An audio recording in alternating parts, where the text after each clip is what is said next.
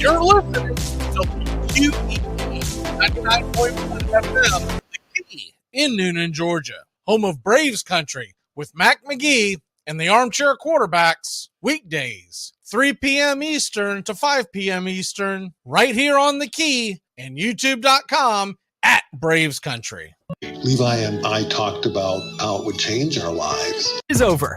Most Valuable Smiles in downtown Eatonton, Georgia is committed to giving you the biggest and brightest smile. Right now, get a $99 new patient special, including x-rays and exam. Maybe you're looking for veneers. Most Valuable Smiles veneer special includes 1 free veneer with every 5 purchased. Or get that bright white smile you've always wanted by taking advantage of an exclusive $100 off Zoom whitening treatment when you book today.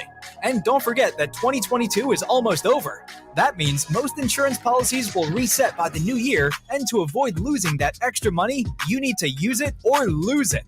Book an appointment today with Most Valuable Smiles in downtown Eatonton to lock in these exclusive deals. Call 706-623-0318 or visit mostvaluablesmiles.com. Enjoy sun-drenched days, epic stays, and plenty of room to roam in Greater Fort Lauderdale. Our hotels, attractions, and restaurants have taken the Visit Lauderdale's Safe and Clean pledge so you can relax and explore with confidence. When you're ready for that well-deserved staycation, our 23 miles of golden beaches await. Find wide-open spaces to hike, bike, kayak, and paddleboard. Visit your favorite attractions, then dine out in style in dining rooms or al fresco on waterfront patios. Learn more at sunny.org. It all starts with just one thing.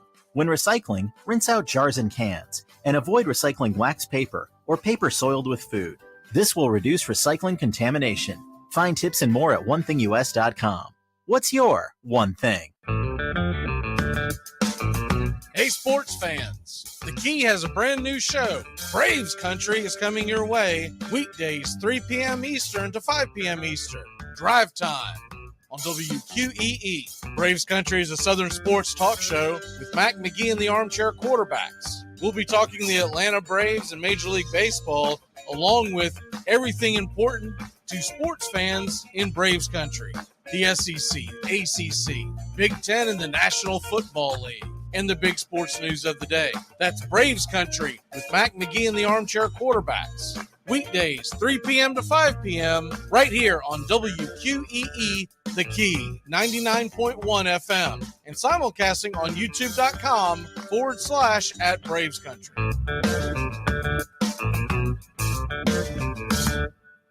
At Shell, we know from the time you get up to the time you wrap up, good night, there's a lot of meetups, eat-ups, and hurry-ups. So come to Shell and get 3 things done at once. Fill up with Shell V-Power Nitro Plus to help keep your engine running like new. Save up with the Fuel Rewards program and never pay full price for gas again. And snack up with in-store rewards to save even more at the pump. Make the most of the stop you need to make with Shell and engines that continuously use Shell V-Power Nitro Plus premium gasoline. See full terms and conditions at fuelrewards.com. That's the sound of NyQuil Severe hard at work. NyQuil Severe is the best sleep with a cold medicine. No tossing and turning, just rest and recovery. So you're ready to take on tomorrow. For powerful relief of your worst cold and flu symptoms, try NyQuil Severe. The nighttime sniffling, sneezing, coughing, aching, stuffy head, best sleep with a cold medicine. Use as directed. Keep out of reach of children. Hey, Braves fans, thank you for listening to Braves Country Baseball. Hi, I'm Mac McGee, and we are here to bring you play-by-play, pitch-by-pitch of your Atlanta Braves, bringing you spring training and 2 to 3 games a week all season long. Please like and subscribe today. Braves Country Baseball.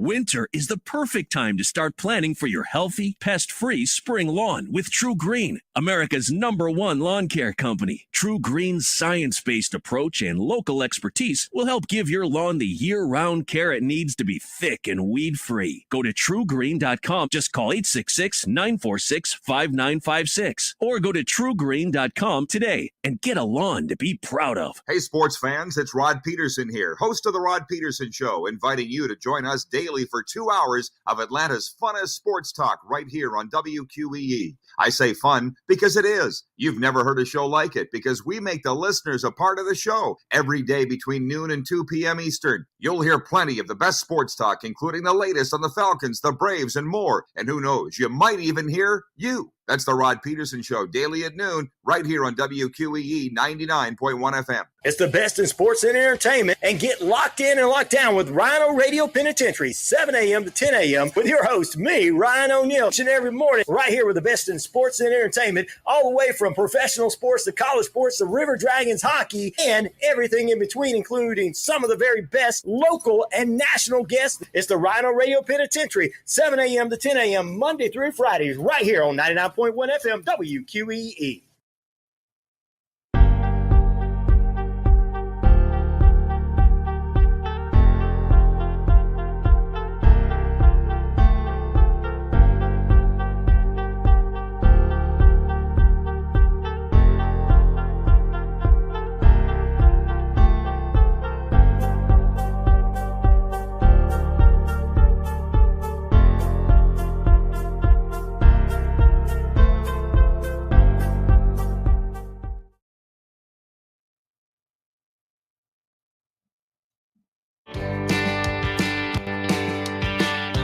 Hey, sports fans. Weekdays, 3 p.m. Eastern to 5 p.m. Eastern. Drive Time on WQEE. Braves Country is a Southern sports talk show with Mac McGee and the Armchair Quarterbacks. That's Braves Country with Mac McGee and the Armchair Quarterbacks. Weekdays, 3 p.m. to 5 p.m. right here on WQEE 99.1 FM.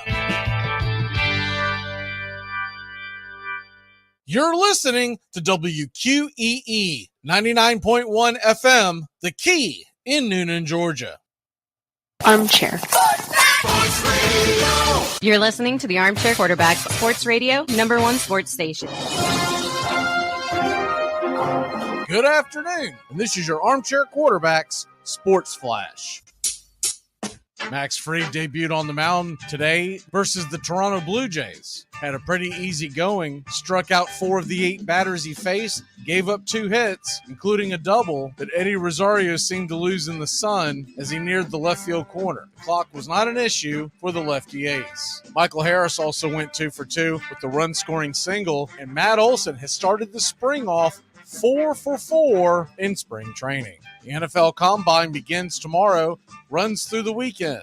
And with the draft in late April, free agency in mid-March, here are some of the bigger names in this year's Combine. Bryce Young of Alabama, one of the top quarterbacks along with C.J. Stroud of Ohio State, Will Levis of Kentucky, and Anthony Richardson of Florida are all expected to go in the first round. The running back position, Bijan Robinson of Texas, Jahmyr Gibbs, Alabama, Tyjae Spears of Tulane, and Kenny McIntosh of the University of Georgia. The wide receivers, Quentin Johnson, TCU, 6'4", is expected to post a 40 time in the mid-4.4s. Jordan Addison of USC, Jackson Smith-Jigba of The Ohio State University, Zay Flowers, Boston College, and Jalen Hyatt of the Tennessee Volunteers. Your 2 big tight ends in this draft, Michael Mayer out of Notre Dame, and Sam Laporta out of the tight end capital of the world, Iowa Hawkeyes. For the first time all year, your Atlanta Braves are on the scoreboard update. Braves host the Toronto Blue Jays this afternoon. We'll keep you up to date on the score. They're at Cool Today Park in Northport, Florida. Also in action, Mets versus Cardinals, Twins versus Red Sox, Rays are at the Orioles, Guardians visit the Cubs out west, and tonight at 6:30, Tigers are at the Yankees. Also in action of interest, Marlins at the Astros, Phillies at Pirates, and the Dodgers are at the Padres in Peoria, Arizona. Men's college basketball has a deep slate as March Madness officially arrives in the ASUN tournament. Tonight at 7 o'clock, Florida Gulf Coast versus Queens University. Bellarmine versus North Florida. Both games tip at 7 o'clock on ESPN+.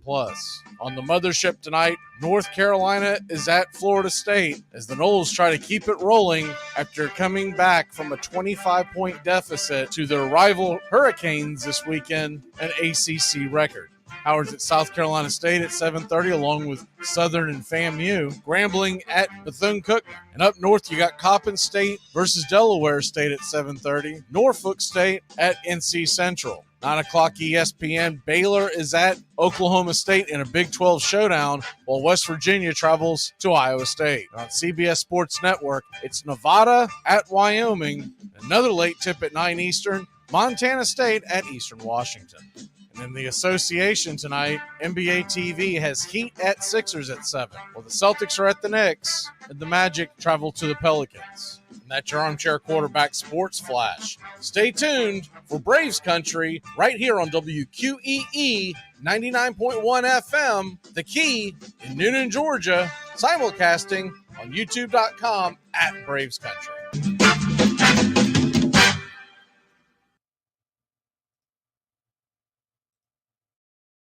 Armchair.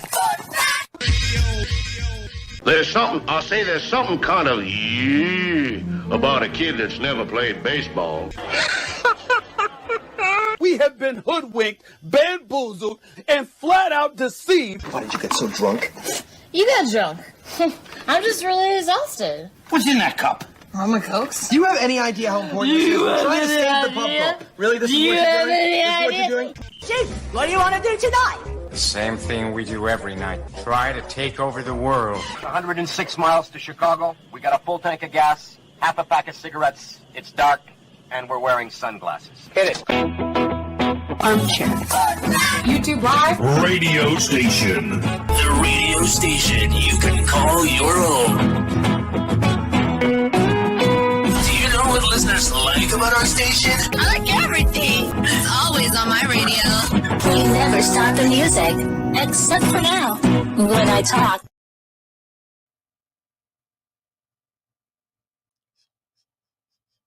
You're listening to Braves Country with Mac McGee and the Armchair Quarterbacks. We're here live weekdays, 3 p.m. Eastern to 5 p.m. Eastern, WQEE 99.1 FM, The Key. And simulcasting on YouTube.com/@Braves Country. Your first choice for Southern sports. Good afternoon. I'm Mac McGee, and I don't know much, but I know one thing.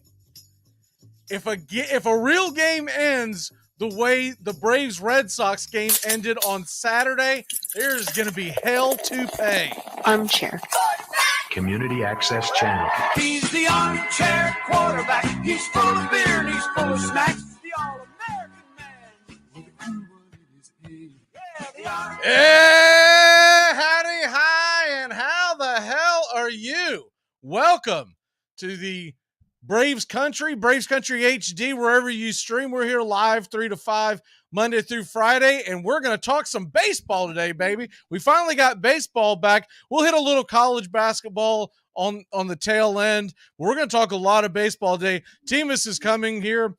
He'll be here in a second. Sergeant Teamus Wooten of the U.S. Army, big Red Sox fan. We're going to talk that ending here in a bit. Just want to get y'all caught up on a couple of things going on. First of all, we do have live action in Major League Baseball right now. We have spring training. The Atlanta Braves are playing right now as we speak. Now, if you missed the broadcast on Saturday, we are planning on doing a little over 100 games this year. It'll be Braves versus whoever. About 100 games this year. This past Saturday, it was on with the Red Sox. Our next spring training broadcast will be a week from tomorrow night. It's a 6:05 first pitch, Braves-Red Sox. And then we're doing one a week leading up to the season. After that, it's about 4 games a week. Tuesday nights and Friday nights. And the third and fourth game, typically either Wednesday or Thursday daytime pitch. And the Saturday afternoon game, it really depends on the schedule, obviously. And if you want to catch all the broadcast information, go to Braves Country HD. That's wherever you stream. And we have it up on our Twitter, our YouTube. Now I've updated through the first month. And we also have it up on our Facebook. So the entire broadcast schedule, we do a radio play-by-play. Can't do the video because MLB will strike it down. So there you go. Had a lot of knuckleheads complaining about it on, I think it was Facebook, which that's kind of par for the course with Facebook. Most of the folks on Facebook aren't as technologically advanced as those on Twitter and YouTube. And they were complaining that we didn't have the video. I'm like, no, we don't have the video. You think we own Major League Baseball here? No, we don't have the video. All right. Anyways, a lot of stuff went on. The new rules. We're going to get into it with T here in a second. So we'll be able to debate whether we like them or not. But regardless, whether you like it or hate it, it has sped up the game. Most of these games are finishing around 2.5 hours, some a little more, some a little less. But that's the early going of spring training. Now, the one thing you have to look at this, my first spring training game of last year, I remember this specifically that I broadcasted, lasted about 3.5, almost 4 hours. And it's because of all the different changes. Typically, these spring training games actually last longer than your regular season games. And you'll get a lot of pitching changes. Some of it will be in the middle of the inning. Some of it will be at the beginning of the inning. But regardless, you get pitching changes. And so it would slow the game down a little bit. 3.5 hours, I mean, it's a marathon when you're talking about. And I remember the final game that we did in the spring. It was around in that neighborhood because that one was brutal because it was a couple of days before the season started. And this is our third season doing the play-by-play of the Braves on YouTube, but what we had not done before was spring training. And lesson learned, you don't do a broadcast 2 days before the season started because it was absolutely brutal. All your stars have left. They've flown back to either Atlanta or they're going to get ready to go play. In this case, this year, they'll be heading to Washington. And so you had the bottom of the barrel playing, and they were still making changes left and right. That game lasted 3.5. It was almost 4 hours. I want to say 3:48 was the actual time. And so I'm not one that goes into these games in a hurry. I love baseball. I love taking my time, etc. But for your casual fan, I will say this. It's going to be an interesting evolution of fans coming back to baseball that may have not watched before. At the beginning, they're just going to watch that early on because they're going to be intrigued. It's going to be all in the news how quick the games are. And then it'll be up to baseball to keep those fans. Now, it's still the number 2 watch sport in America, no matter what the 4-letter network tells you. It's not the NBA. Baseball is the number 2 sport watched in all of America. You can do your own research, but Major League Baseball, whether on television, streaming, combined, et cetera, it's still number 2. But they're wanting to close the gap a little bit from the National Football League. All in all, I don't think you can complain about what baseball has had as far as fandom over the years. The NBA has fallen off a cliff, and we know where the other sports sit. College football is a very popular sport as well, but baseball still wears I don't want to call them the prince, but they are just below the king. We all know the NFL is king. With all that being said, I do like the pace is a little faster. I still think that they did a panic move and it's a little too fast. And after doing my first game on Saturday and watching it unfold with the pitch clock, I think they just needed to do a really quick adjustment. And that is make it 20 seconds across the board.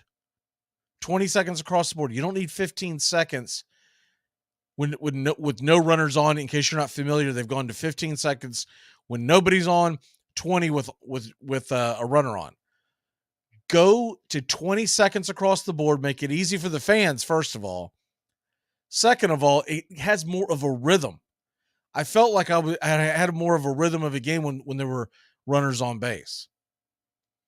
And as far as going over to the throwing over to check back the runner, right now we're talking about 2. I think that's a little low because I really think as we're going to watch this unfold throughout the season, you're going to see some games played. Now realize that's not 2 across the board. That's 2 in between pitches. I get that, but you're going to see a lot of different things unfold with this. And it'll be interesting to see what they keep and what they don't keep. We're going to take a really quick break. Back in 90 seconds, Sergeant Teamus is on with us. We'll be back in a flash talking Braves, Red Sox, and that crazy, crazy ending from Saturday. Hey, Braves fans, I'm Mac McGee with Braves Country. We'll be right here on the key all year long giving you Braves Country baseball, pitch by pitch, inning by inning of your Atlanta Braves. Make sure to catch Braves Country right here on the key. We go live 3 to 5, and we'll keep you up to date on the upcoming schedule for Braves Country. That's Braves Country HD and Braves Country baseball right here on the key.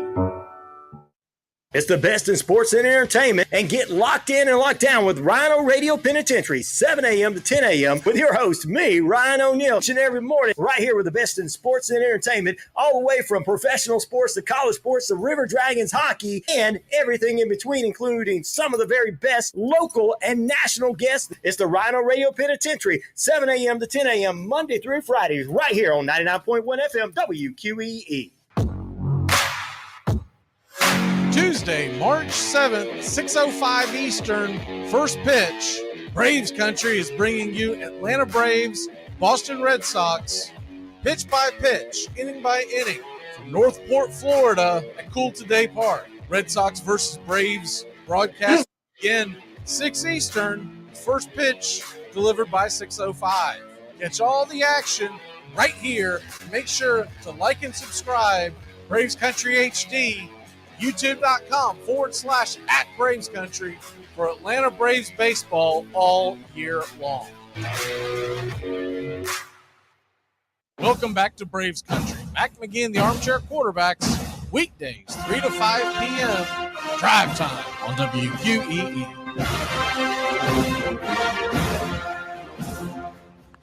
Welcome back! Braves Country, Braves Country HD. Wherever you stream. And joining me is Mr. Sergeant Teamus Wooten. Teamus, how the hell are you, my good friend? Oh, man, we are doing great. Great. Baseball is back. It's all I've been wanting for 6 months now. So let's go ahead and rip the Band-Aid off and get into this ending that was just absolutely insane.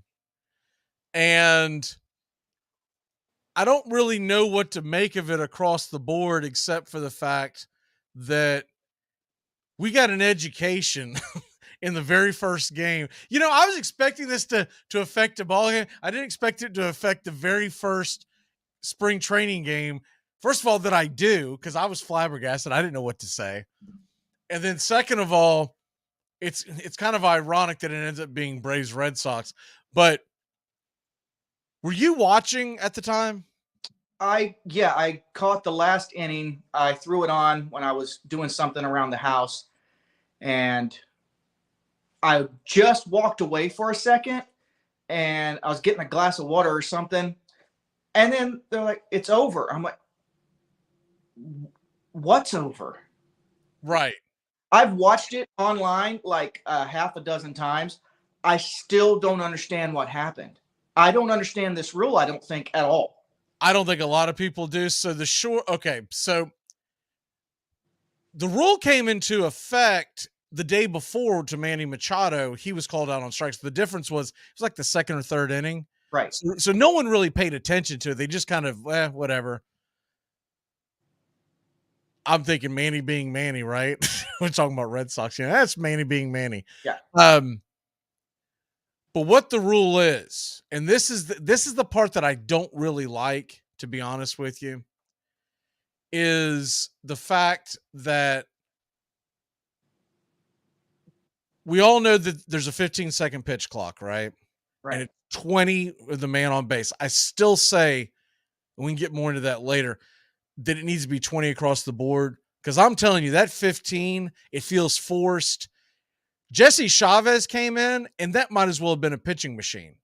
he was getting the ball and throwing it back. I mean, it was crazy. I could not believe, because he's one of the oldest heads in the Braves organization, and he was, man, you could tell he'd been practicing all winter, because he was like whoop, whoop, whoop, whoop, whoop. I was like, good Lord, I couldn't even catch my breath. But what the rule states is, within 8 seconds of the at bat, with the at bat left, 8 seconds left, the batter has to be engaged. So that's really just 7 seconds for the batter. And if you think about it, that's not a lot of time in between pitches. Okay. Here's my question. What does engaged mean? So what it means is you can't be moving around. And what he got called for, whether we like the rule or not, this is the rule that they have so far. We'll see if they change it. I don't know. He had just tapped his bat on the plate, and that's considered not engaged. If you're not in the box, you're not engaged. If they want you in there ready to roll. And I had the same reaction. If you really want to have that as a rule, man, to me, you got to let him at least 5 seconds left, right? Maybe 3. Why does the batter need to be standing there? It's got nothing to do with the batter. It's got to do with the pitcher. But I guess what they're what the philosophy is, had time to think about this yesterday. It's like, why in the world would they care about that? I guess what they're thinking is, if the batter is moving around and smacking his bat on the plate, that kind of thing, can the pitcher and the catcher be relaying the signs quick enough? And if you moving around, is that slowing them down? So I guess that's what the theory is. But I think that part of the rule is stupid. And we saw it play out, right? Right. But that part of the rule to me is dumb. If you're going to say, I've got to give him, he's got to be done moving around. I call it the Nomar rule, because when I think of someone who fidgeted. Yeah. Jeter did it to a degree, but nobody did it like Nomar Garcia. Nobody did it like Nomar. Nobody. And Pedroia was pretty bad, but he wasn't Nomar. I remember when, after Nomar retired, they talked to him about it. He said, I didn't even know I did it until I went back and watched myself. I had no idea that I was over here. But if people don't remember, he was always in between every at bat. He'd put his bat down between his legs and he'd tighten his gloves. It was just something he had always done, hadn't really thought about it. So that's what they're trying to, that's why this rule is in place. They're trying to prevent that, and they're trying to prevent the many pitchers we've seen. And it's a small percentage, but I'm talking about many over time. The many pitchers that we have seen over the years walk around the back of the mound, grab the rosin bag, sit. What was the guy's name? Pedro Baez of the Dodgers. They were clocking him a couple of years ago, and it was like 45 seconds on average in between pitches. Yeah, that Tampa pitcher last year was average 38 seconds. And he wasn't doing anything. He wasn't walking around. I think that might have been Baez. I think he moved over to Tampa. I could be wrong on that. But anyways, there's only been a few of them over the years that I would say was excessive, to be honest with you. And my theory is this: if it's just a few, we'll just kick their asses out of the league and go play baseball. I don't hate the idea of the pitch clock in theory, because I understand what they're doing. When it's all said and done, what Major League Baseball is trying to do is they're trying to make sure there's action and not a lot of stand. You know what they're trying to be? They're trying to be the anti-NBA. You ever try to watch an NBA game with about 2 minutes left in the game?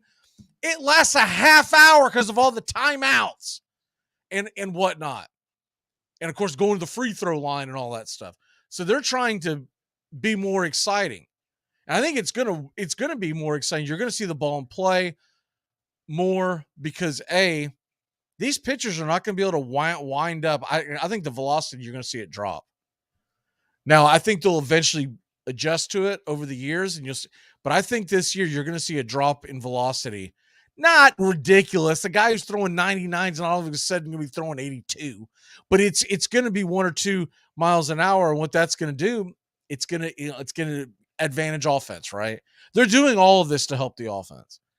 Okay. Well, here's my thing. They're saying you need to be engaged. But to me, if a batter steps in and taps the plate or whatever, he's engaged. That to me says he's engaged. I agree. But that's not what the rule is. Where's the line? Basically, what they're saying, maybe they need to word it different. Maybe they need to say no funny business with 8 seconds or left. But basically, you can't. Your feet have to be in the box, and you have to be alert and ready for the pitch. That's the gist of it. I'm with you. I'm not defending that. I think it was stupid. It was a terrible way for a game to finish. That was a pretty exciting ending to, let's be honest, meaningless baseball game, right? Spring training. But it was fun. Like I was sitting there watching the game, and all in all, I thought it was a fun game. And even with the late pitcher substitution that the Red Sox made, because their pitcher had, they didn't care if they won the game. They care about how many pitches the guy threw. And he was in the mid-20s, so they said that's enough, right? Sure. But even with all that being said, what happened was you ended up getting with the pitcher change in the 9th inning and all that nonsense. It was just over. I want to say it was like 2:38-ish. The game started at 1:05 and it was done by a quarter till easily. Yeah. So even with all that and a lot of scoring, by the way, and I mentioned it in the beginning, spring training traditionally always, and I mean always, takes longer than a regular game because there's so many substitutions, because they're wanting to see everybody, and we all know how that works. Well, can they do something like just put an amendment on the rule that if the game is on the line, like the bases are loaded, or if the tying run comes to the plate, or the winning run, at least the winning run comes to the plate. So like one swing of the bat could win the game.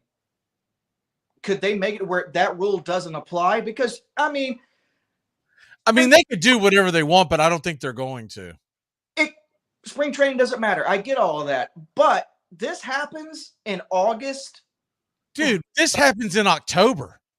Yeah, with the team. Imagine the World Series ending that way. Can you imagine? Let's say the score wasn't 6-6. Let's say it was 6-5 Boston, bases loaded. Red Sox Braves, World Series, Game 7. Yeah. I like that. That's going to feel too much like football, where there's a flag on the play.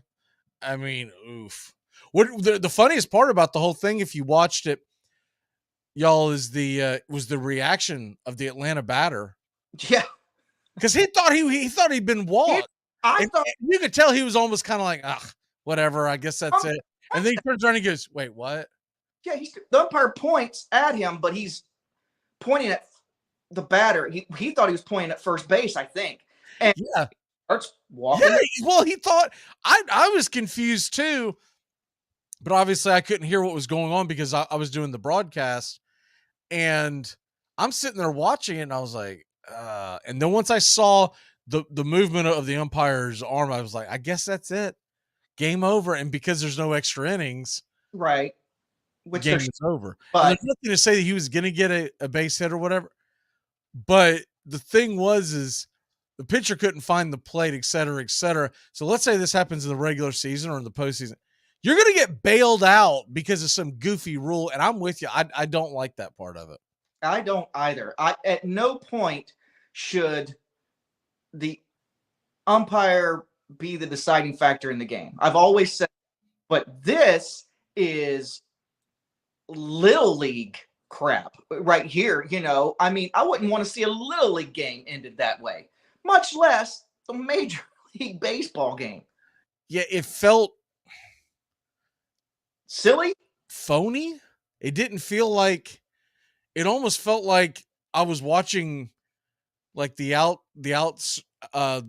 clips of like a movie that had been made. I mean, it was weird. It didn't feel like a baseball game. And of course it never feels like a baseball game when there's a tie anyways, but they did that years ago for spring training so you wouldn't blow arms out and whatnot. But it was just weird. Yeah, it was funny to watch. So Snicker was fired up about it, but he quickly let it go. But the funny part was Cora, because he came up kind of like, look, whatever, dude. It's he just trucked it in the dugout, and that's kind of the way I felt about it. I was about to go, that it. It's a spring training game. Yeah, it is what it is. Nobody wants to hear me go on a ramble for 27 minutes about how they got screwed out of that win. But it felt phony. It just did. It didn't feel genuine. It felt like because it's not just the clock thing. We've never had in the history of baseball what I would consider that's a flag on the play. And that's essentially what happened. Yeah, it did have that laundry on the field feel to it. It really. It had that we just stopped them on 4th down. Wait a minute, late hit on the quarterback, automatic first down. It felt like that. You're like, oh. And again, I still don't think he did anything wrong. If he tapped his bat, he was in the batter's box. I agree. I mean, what can you ask? That's the part of the rule to me that is just downright stupid. It's not hard enough to hit major league pitchers. Now you got to think about this crap when you go in the batter's box. You're going to lean in against Chris Sale when he's throwing, hopefully in high 90s. And you got to wonder, am I standing correctly? That's what you have to think about now instead of, oh my Lord, this is, There are some batters famously that don't move in the batter's box, like Giancarlo Stanton. I don't think it's going to affect him. But I just think if you're engaged, by the time the ball is thrown, who cares? Right. That to me, it's such a ticky-tack weird rule. And maybe they'll eventually bend that rule down the line and say, let's not have games end this way. This is right. They're going to have It's bad enough that you know what's going to happen. You know what's going to happen, T. It's going to happen in the playoffs or a big game in September or August. A game is going to end from a pitch clock violation. Someone's going to get an automatic base because it was 3-1 or whatever the heck the thing is.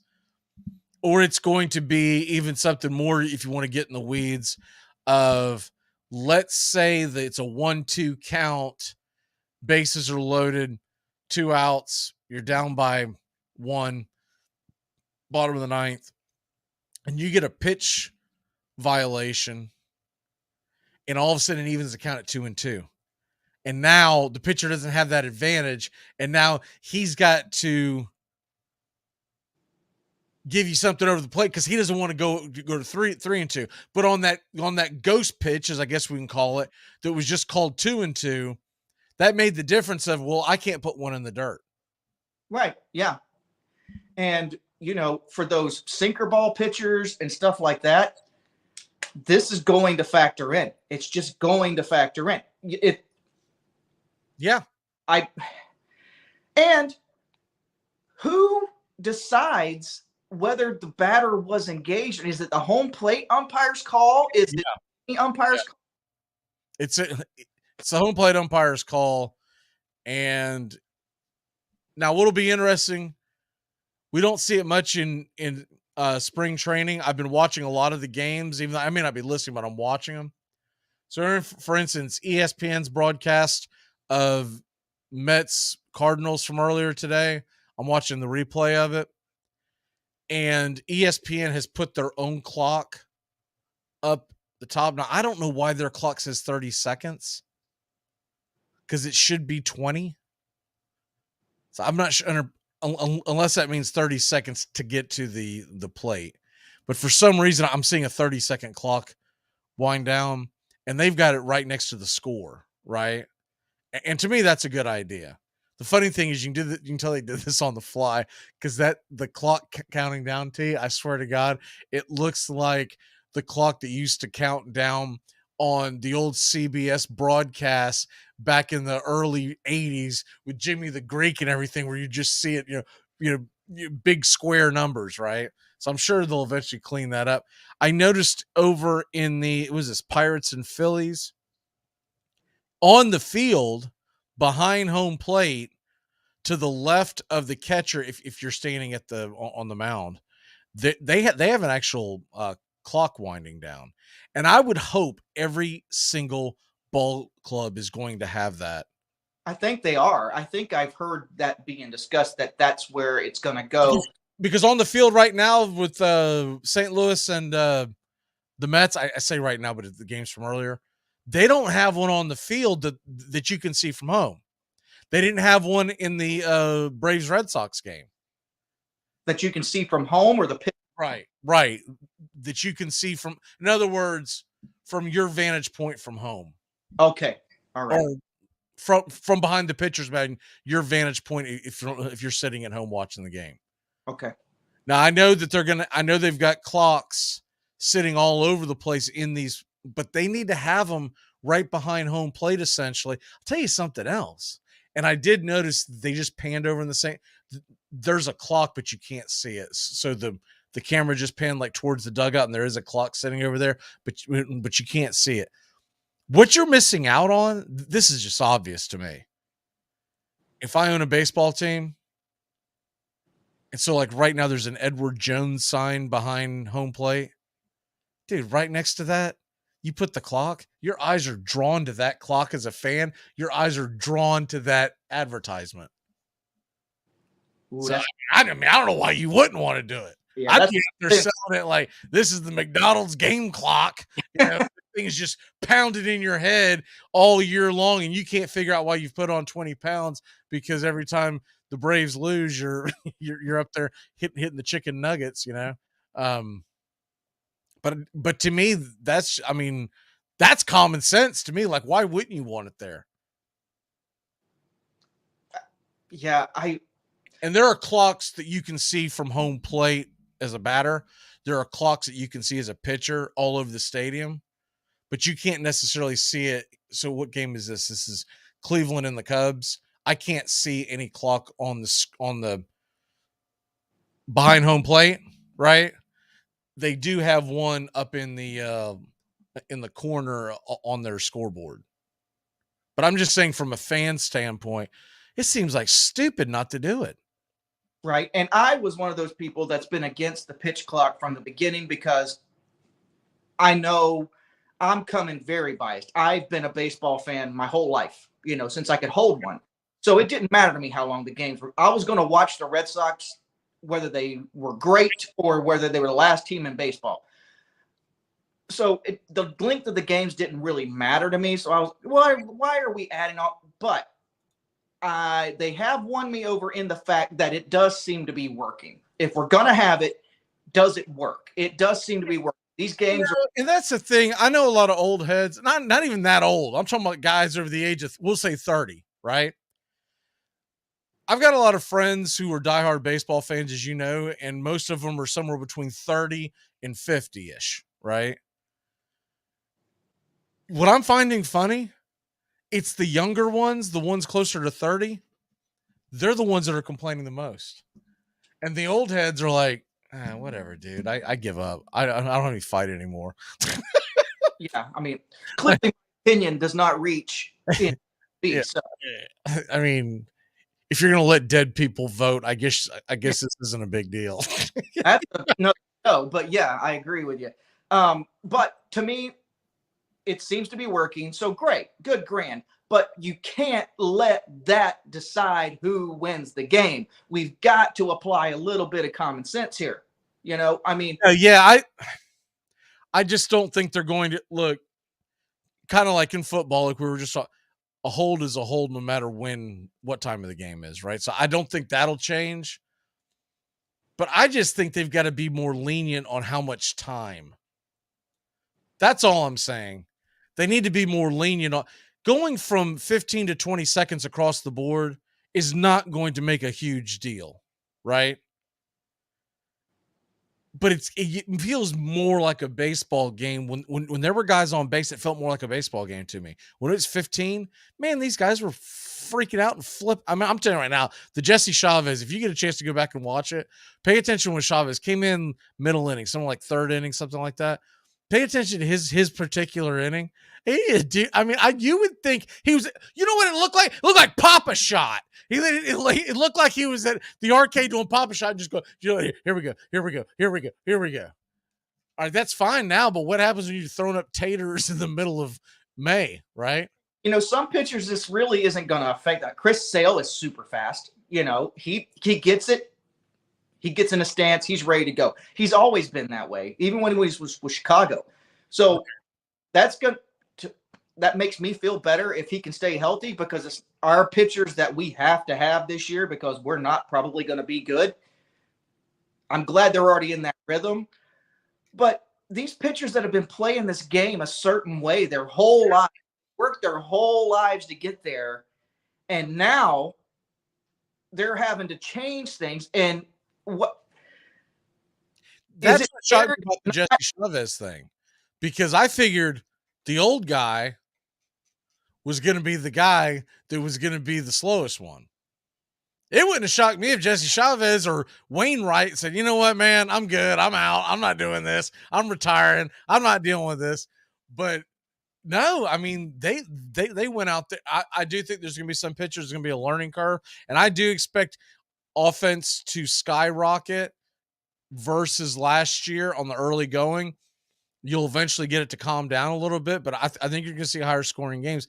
Now, that's always a little difficult in baseball because the early games are being played in cold weather, a lot of them, right? But those pitchers are going to be making mistakes because they're going to feel rushed. They're going to be throwing taters across the plate. We're going to be back in a flash when we come back. We got more to talk about. DeGrom, what is this silliness? Marmol versus Buckner. If y'all missed this, we'll talk about that, and we'll give you an update on Braves Toronto. The Braves Toronto Blue Jays game. It's over, and we'll hit you with the stats. We'll be back in a flash here on Braves Country and Braves Country HD, wherever you stream. Now there's a steal by Bird. Underneath the DJ, lays it in.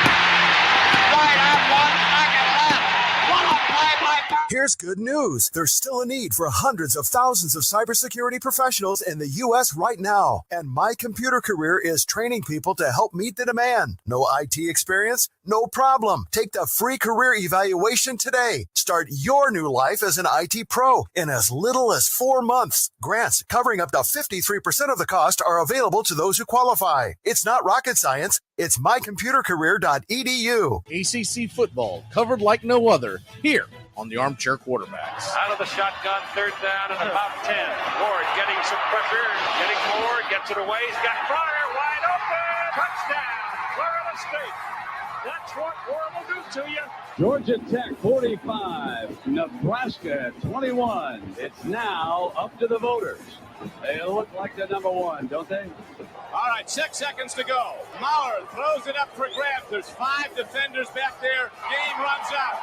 And Clemson wins the national championship of college football. This is for the national championship for Nebraska. Incomplete. And for Miami, an absolutely miracle year. The dream season as they come back from a bad loss opening day to go to 11 straight wins and in all probability when the votes are in, a first ever national championship for the Hurricane. Take the scenic route in the new Hyundai Santa Fe, the family SUV with available H-Track all-wheel drive to help you travel way off the beaten path. Find new adventures together in the Hyundai Santa Fe. Welcome back to Braves Country. Mac McGee and the Armchair Quarterbacks, weekdays, 3 to 5 p.m., drive time on WQEE. Yo, you don't even know what stupid is. It's about to get all stupid up in here. Unoriginal melody. Why did John Lennon have to be the one to get shot? Something's wrong. Welcome back. That's a head thinker, isn't it? I don't even know who sang that. It was some random thing I found years ago. I always thought it was funny. He goes on this whole diatribe about who should have gotten shot instead of John Lennon. Well, the age-old story. Why'd they shoot Tupac? They could have killed Flavor Flav. You know, whoa, easy. Too soon. Bridget Nielsen, maybe, but that's about it. I liked Flavor Flav when he was with Public Enemy. Now, any of the other stuff he did, the reality shows, I couldn't even tell you what. My God. Is he still doing stuff like that? Do you know? I don't know. I try to avoid that guy. I don't know. We're old. They go to Old man radio coming to you live. Yeah. I I'm not a fan of Flavor I Flav. don't remember the last time I saw his name anywhere. Well, I Public Enemy. I love Public Enemy back in the day. He had a $6,000 a day crack habit. I saw that the other day. Whoa, Flavor Flav. That's working. Flavor Flav has had HAD. He said at one point he said anywhere between $5,000 and $6,000 a day crack habit. Oh man, $6,000 a day. I thought you said 600. No, $6,000. Crack? Yeah. I hate to tell him, but he's getting ripped off. Yeah. Yeah. The reason why that drug got so popular in the 80s and early 90s is because it was dirt cheap. Yeah. I wonder if he knew what was going on there. I mean, you hear of people having coke habits like that, but crack? Yeah. I mean, man, you were getting taken, buddy. That's where you got took right there. Yeah. I hope it was, buddy. You know what it was? The middleman was getting his cut. Yes, sir. Middleman's going to Flavor and go, hey man, I need about $5,000 if you want them rocks today. I'll give you 3 this time. He's like, really? All right, cool. Meanwhile, and whoever his middleman was, that dude is just laid up on a beach right now. He's earning 20%, baby.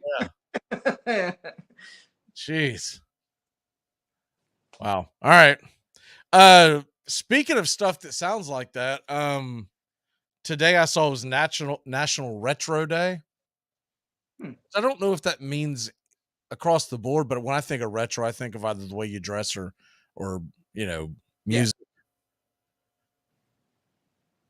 I got to thinking about that and also kind of, okay, let's say if we take it another direction with baseball and movies.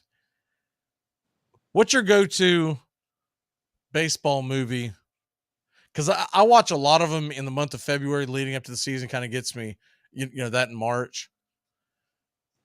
Last night I watched Moneyball, and the more I watch that, it's becoming my favorite. It's so good. It's so. But last week I watched 61. I think those two are like 1A and 1B with me now. The asterisk 61. Yeah, that one's really good. My go-to is For the Love of the Game, and I love Field of Dreams. Yeah. Field of Dreams to me is more nostalgic because I was a kid. Like that was the first baseball movie I fell in love with. Right. I don't know if I could defend it. Like if a movie critic was coming to me about ghost baseball players, I'm like, all right, shut up, man. It's good. Good is good, and Major League for sure. First of all, shut up about Field of Dreams before I shove you in a locker. How about that? How about seriously? Major League. I will never turn that movie off. The first one, the rest of them were crap, but the first one was. Field of Dreams is still it's nostalgic, my favorite, but I don't know if it's the best one to me anymore. But it's still the last one that I watch right before the season starts. I'll watch it like that final weekend or a night or two leading up. And I did that article years ago. I could not believe it the other day because when I did the article, I think it was the 25th anniversary, and I was writing for the online magazine, and now we're creeping up on 30th. I was like, it's been 10 years since I've written that stupid article. Holy cow. My wife still loves that article. I think that article is why she married me. So I have to cling on to it. And that would answer a lot of questions for a lot of us at the wedding. That's for sure. Yeah, exactly. Yeah. Like, oh, she actually likes baseball. Oh, she actually gets baseball. That's why y'all are married. Yeah. What's that like, dude? Because mine don't. It's a hard sell sometimes, man. Let me tell you. It is. I was explaining to her when she got home Saturday after the broadcast about the ending of the Braves Red Sox game. I mean, I might as well have been trying to teach Chinese to a chimp. I mean, she was just like, what? What are you talking about? What clock? I was like, you never mind. You're just going to have to see it because we're going to the game in Boston this summer, Braves Red Sox. And I can't wait for her because I guarantee you we're going to get in that stadium after me talking about this for months and months and months. And she's going to look at me and goes, why is there a clock? I don't understand why they just don't shift. They were doing it last year. What's going on here?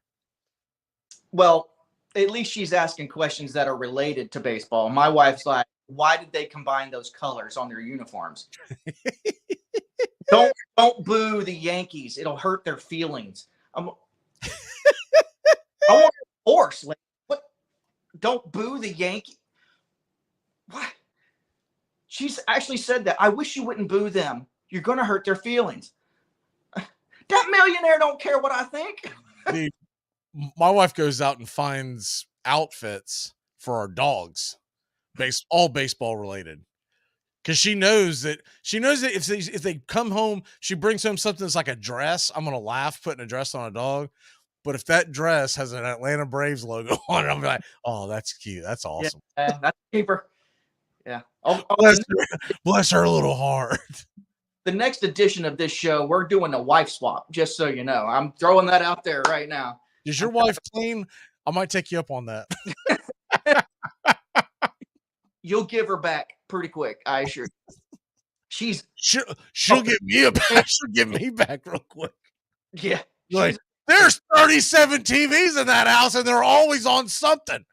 And I didn't know 37 games existed at the same time, but they do. He's mentioned that about your house several times over. Yeah, yeah. Dude, now that you have the streaming and you have to go into the apps, right? Well, everybody knows how that takes a little longer than it used to with cable or, direct TV, however you did it before. Dude, I'm telling you, I bet I waste an hour and a half of my life every week setting up TVs from Monday to Sunday if you added all the time together, because I'm setting up devices and all kinds of junk. And I don't even talk about the fact that, oh, by the way, there is a TV specifically for our dogs now. It is our dog TV. It sits above the mantle of the fireplace so the dogs can't get at it. And it plays doggy videos with music to chill them out. Dave, I've known you a long time, man. We make fun of had that. What's that? We used to make fun of guys that would treat animals that way, What I didn't know till recently, a year or so ago, I didn't realize that there were these channels on YouTube that were dedicated just to that, right? And I never thought they worked is the thing. I'm like, okay, whatever. Dude, you put that on with that little calm music and stuff like that, dude, like that, dogs go to sleep. And then if I really want to entertain them, they've got ones where they're like following them through fields and all that kind of stuff on like a GoPro. Mm-hmm. And our older dog, I don't know if she's got better eyesight or if it's just more developed at that age than the puppy, but dude, she'll get locked in and she'll just like stand up. It's funny. At night, I have to put Frazier on so we can go to bed because Frazier has the dog Eddie. I came in the bedroom the other night. My wife's like fiddling with the remote. I was like, what's going on? She goes, I can't find Frazier. Where is it? I was like, I didn't know you like Frazier. She goes, no, but Cookie does. And Eddie's on there. And so Cookie has to see. What does my life come to here? I'm going to have 3 TVs in the bedroom so I can actually watch a ball game. Because you know what's going to happen? The other dog's going to start liking something else. We'll have a second TV for that one. Yeah, you got a rough life, Dave. Really, you really do. Good times. Yeah. All right. This whole thing with Marmol, I think that's how he pronounces it. I think so. Yeah. The manager of the Cardinals and CB Buckner, who's been in some controversy before. That to me was a pretty interesting article you sent me because for folks who don't know what they're talking about, it goes back to a game last year where Buckner throws Marmol out of the game, and Saturday at spring training, I guess Buckner was the manager, was the umpire. I don't know if he was the home plate umpire, but he was one of the umpires. Yeah, he was a home plate umpire, and he refused to shake Marmol's hand. Marmol chimed off about it. You know what I did not know when you sent this to me? Today, the Cardinals are playing the Mets. CB Buckner was at the game, doing the game. And they mentioned as they went on the air that the two of them did actually shake hands. How about that? Well, I think Buckner got a lot of pressure because the other umpires apologized to Mormon for his actions. And then Major League Baseball got involved. And I think they kind of slapped him on the wrist a little bit and said, hey, we're still professionals. You can't be, you're an umpire. You can't have personal feelings impact the game. Let's put our big boys pants on is basically, right. Up in your skirt just a little bit, dude. This was August of last year. Right. And you can't shake a man's hand. Buckner has been known to hold these kinds of grudges. Him and famously, we all know about Angel Hernandez. Nobody likes that guy. I swear, if I could ever get me an Angel Hernandez bobblehead or a jersey with his name on, I'm getting it, man. Nobody likes that guy. Nobody. He's horrible. He is horrible, but it's more comical to me about how many people hate on him. There's so many other umpires that should be hated on. And you never hear anyone complain religiously about NFL referees or an NBA referee, right? The only NBA referees we're ever aware of are the ones that get busted for point shaving. Yeah. And the NFL referees, if I gave you a split second to name it, you'd be like, I don't know, is Ed Hockley and his gun show still around? That's it. So even though there's these terrible referees that make these terrible calls, nobody ever, but man, they come after Angel Hernandez. Well, here's another thing. How are they allowed to? Okay, and it was on MLB this morning. They were saying Marmon should have gone public with it? Should he just went to the major? Hey, that guy refused him in front of everyone. It was on camera. It was on television. It was in the middle of the stadium at home plate. So I don't have a problem with him. And he's just bad at his job. He has no class. I don't have a problem with him saying that. I don't know Buckner to be bad at his job. I heard he's not the warmest of men, but I can tell you from doing games the past few years, I get to know the ones when I cringe. I cringe more about the home plate, right? When I go to get the reading that day, and I go, oh, this guy. And CB Buckner's one of the guys that I'm like, oh my God. Because all I care about is, are you consistent behind the plate? I don't care if your zone is wide, tall, short, whatever. Buckner's very inconsistent. Yeah, you got to be consistent. Actually more inconsistent than Angel Hernandez. And there's a couple of sites that I follow that, can punt that out. But like the guy we had behind the home plate, John Lipka, man, I remember several times last year pulling his name up and being told that he was very good at the beginning and finally finding out that's not the case. So but I'd say there's only about 5 that I'm like, oh, cringeworthy, right? Well, isn't there one of them some sort of, or do they have any repercussions for things like this? Yeah, well, they have a lot of things. It's not similar to their salary structure and bonuses. Plus, the ones that have the higher rating get to go to the postseason, and right, and there's more money in that. So Mm-hmm. there's that. I'll shoot you one of the ones that I know about that's easy to follow that can tell you the next day. They give you what was. Now, granted, I've gotten these sometimes after doing a game going, how in the hell did this guy have 94% right? Right. Yeah, I've seen those. And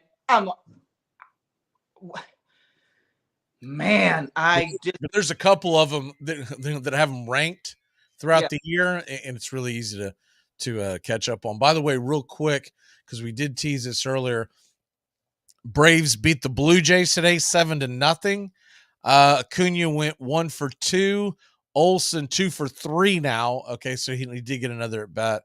And Riley 0 for 2. The big thing to me was Fried came in 2 innings, 2 hits, 4 Ks. Strider came in, pitched 2 innings and 1 K, and Iglesias had a clean inning as well with 2 strikeouts. What is your walk-off for the day, sir? Okay, my walk-off is this. Look, people have been complaining about the games are too long and all that. The MLB heard you. They're making all these changes. So, guys, if you've been on the fence, I don't want to watch it, it's too long. You don't have that excuse anymore. Fall in love with baseball again. It's the best sport out there. It's our sport. It should be number 1 in the country. Give it another shot now. You're getting all the things you asked for. Go fall in love with baseball again. It's number 1 of people who matter. That's true. That's all I know. Because let's be honest, 75% of your football fans are meatheads and don't even understand the game. Most baseball fans have at least a decent grasp of what the game is. Yeah. Until this year with all this pitch clock. Jeez. All right, brother. We'll see you next week. Great job. We will be back in a flash when we come back. Tones is on the way, and we're going to be talking a little baseball, a little college basketball. It is March Madness. We'll be back in a flash here on Braves Country and Braves Country HD wherever you stream.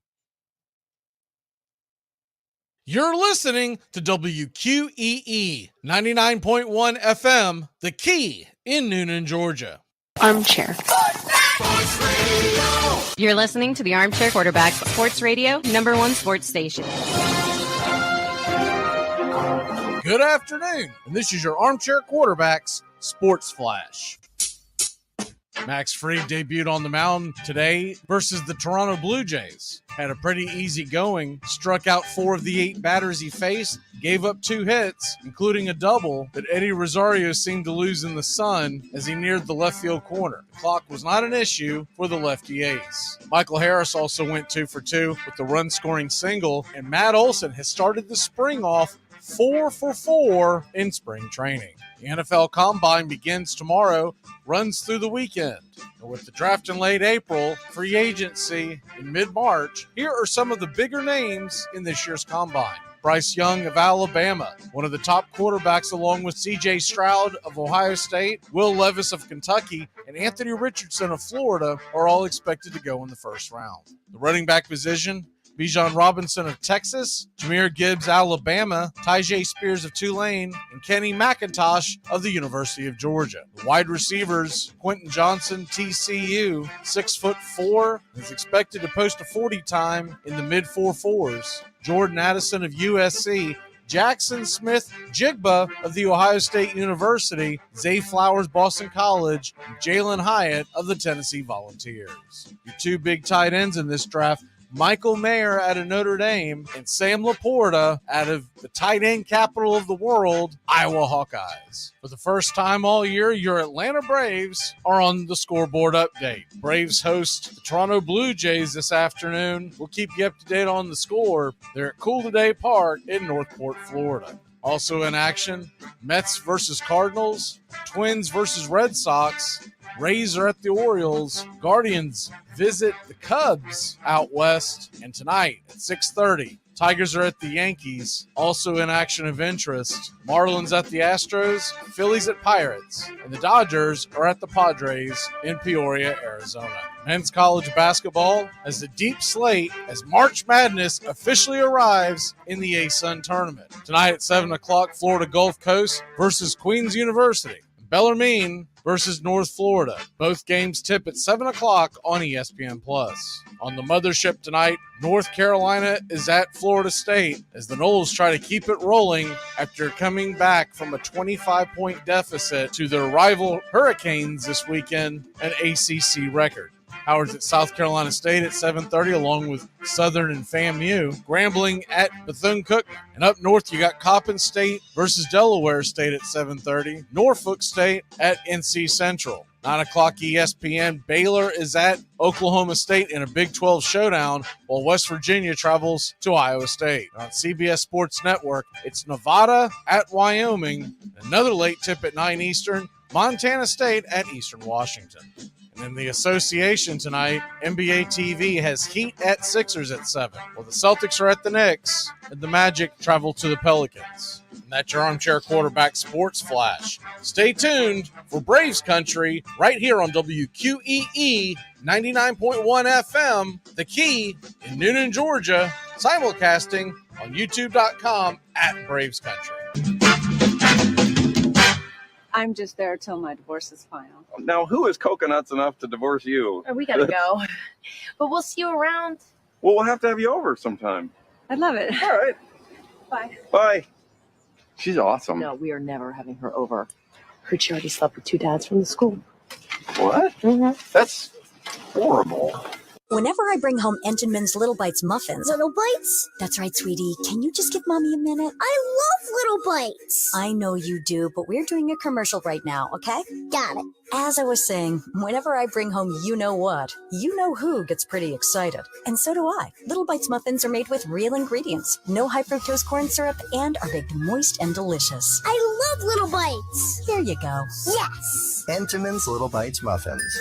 The perfect portion of happiness. Hey, sports fans, it's Rod Peterson here, host of The Rod Peterson Show, inviting you to join us daily for 2 hours of Atlanta's funnest sports talk right here on WQEE. I say fun because it is. You've never heard a show like it because we make the listeners a part of the show every day between noon and 2 p.m. Eastern. You'll hear plenty of the best sports talk, including the latest on the Falcons, the Braves, and more. And who knows, you might even hear you. That's the Rod Peterson Show, daily at noon, right here on WQEE 99.1 FM. Do you want to lose 18 pounds fast and improve your health? Now you can lose up to 18 pounds in your first 2 months with Nutrisystem. Get delicious breakfasts, lunches, dinners, even snacks and shakes delivered safely to your door. All delivered for free. It's easy to follow, and you'll see results in your first week. You'll get your favorite foods made healthier and perfectly balanced to put your body in fat-burning mode. Millions of people have lost weight with Nutrisystem, and you can too. Lose up to 18 pounds in your first 2 months. Texting privacy policy and terms and conditions posted at textplan.us. Texting enrolls for recurring automated text marketing messages. Message and data rates may apply. Reply STOP to opt out.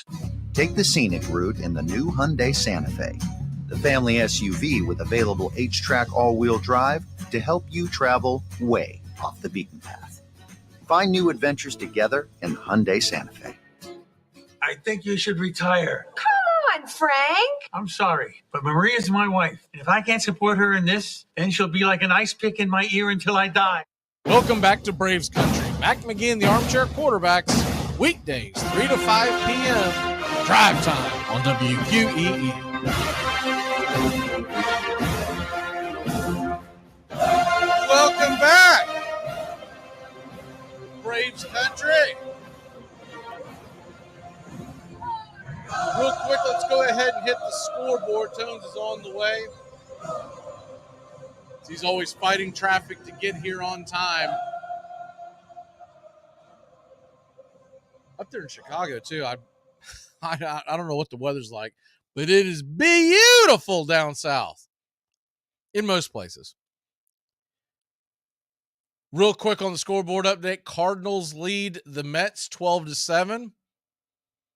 It's only the spring, but it's always a good thing when the Mets are losing, right? Cubs 3-2 over the Guardians. That game is in the fourth. Cubs are also tied up with the Diamondbacks in the fourth, as they have a split squad. These games are final. Your Atlanta Braves win it 7-0. 13 hits. Max Fried started today. Spencer Strider got in a couple of innings as well. What does that tell you about their game plan? I'll tell you what it tells you. Most likely, it'll be Max Fried on opening day and Spencer Strider as your number 2 guy. There's been a lot of talk on who would end up being. There's still a possibility that it ends up being Kyle Wright, 21-game winner. But if I'm setting it up, assuming all health is ready to roll, I want Fried and Strider, Kyle Wright, then Charlie Morton, and then the all-important number 5. That'll be a battle we'll be dealing with all spring. And with Soroka getting pushed back because of his hamstring issues, we'll see if he's ready for opening day, but it doesn't help things. If I was a betting man when it comes to things like this, I would say Bryce Elder's probably going to be the number 5 starter. But Ian Anderson will have his opportunity along with a couple of others.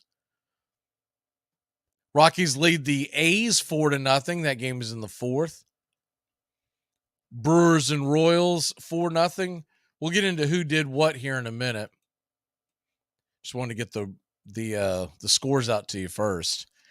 Rangers and Reds, Texas all over Cincinnati 7-0 in the third. And Giants and Angels, San Fran over LA 4-2 in the fourth. Dodgers are on top of the Padres 2-1. That game is in the fourth. Games from earlier today, Phillies beat the Pirates 9-7 and the Marlins 4-3 over the Astros. Now, we went over the Braves a second ago on what everybody did. I'll hit that up again here in a minute. But looking at what some of these guys did earlier today, let's go ahead and jump into the Cardinals game and Cardinals-Mets. See who actually played for the Mets today. Pete Alonso, I did see him. He 0 for 2 with 2 walks and a strikeout. And let me see who else played today for the Mets. Man, they had a really light, and it wasn't a split squad. So what a lot of teams are doing is they're having you play a day, off a day, play a day, off a day. Most of the guys pitched and hit, or most of our batters and fielders started on Saturday. Most of them took the day off yesterday, as Atlanta was clobbered by the Yankees 7-0. Once again, this is just spring training. They did give up a grand slam, but when I saw the litany of pitchers coming out of the bullpen yesterday, I was like, this is a game they're punting. And you're going to see that more often than not on the road games nowadays in spring training. Used to not matter, but there's a lot of these players. And so once again, this is why you're probably seeing this with the Mets, that especially early on in the spring, the stars don't travel because they don't want to get on a bus and et cetera, et cetera. They'd rather do their workouts and then have the rest of the day off. So that's why you get this. Plus, it does give the Mets an opportunity to see other guys.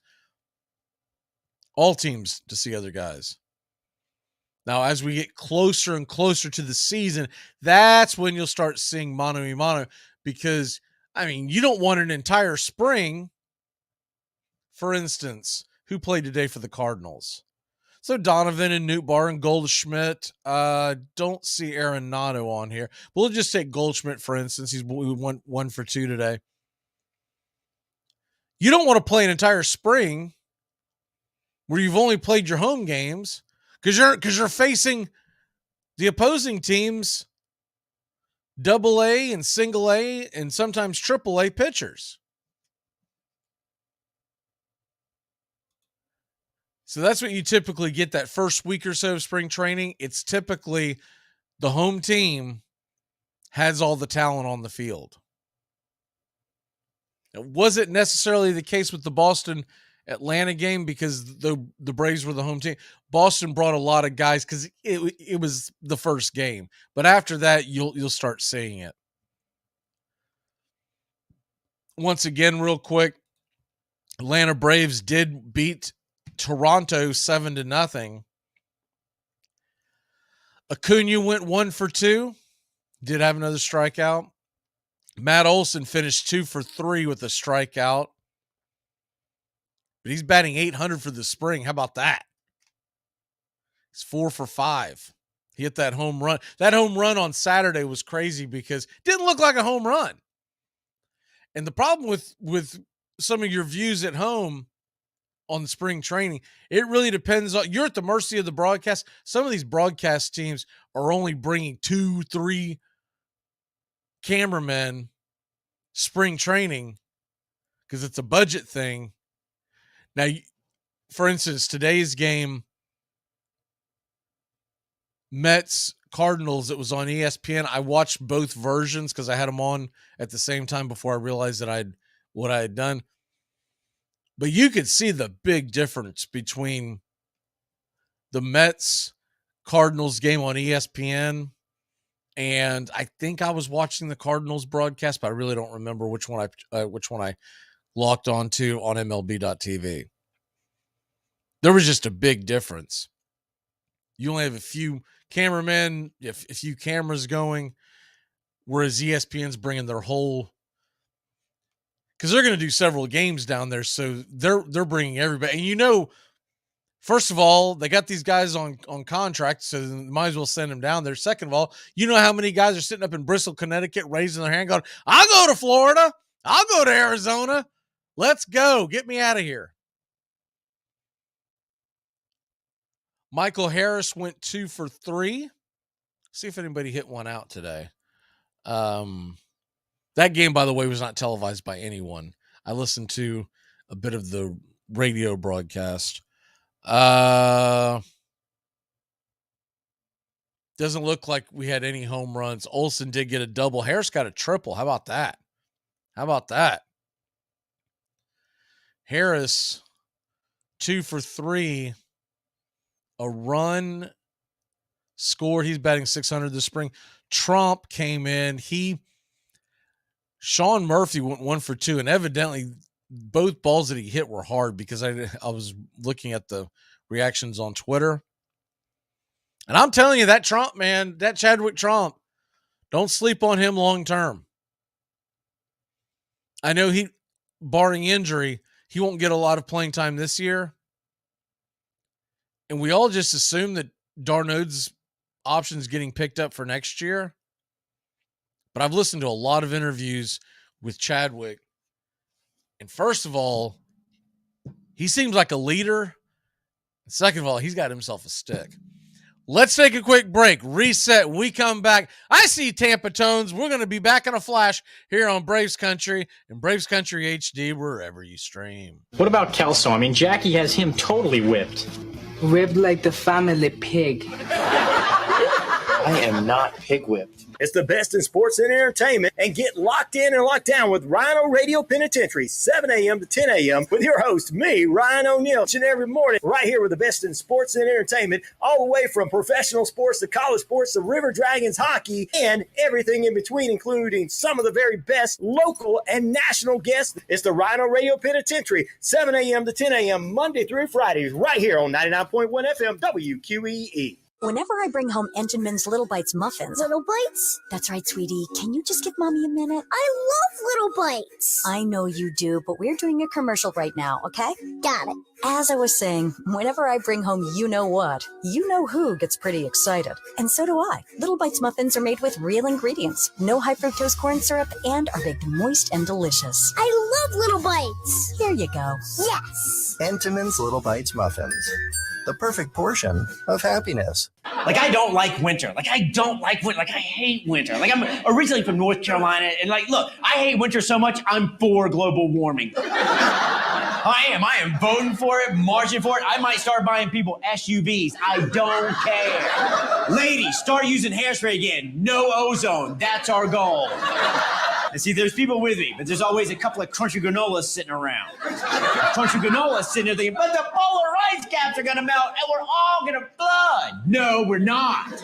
We're not all going to flood. We're only losing Rhode Island, Long Island, and Jersey. Bye-bye. Armchair. You're listening to WQEE 99.1 FM, The Key. I mean, it's not easy being me. When I was born, the doctor told my mother I did all I could.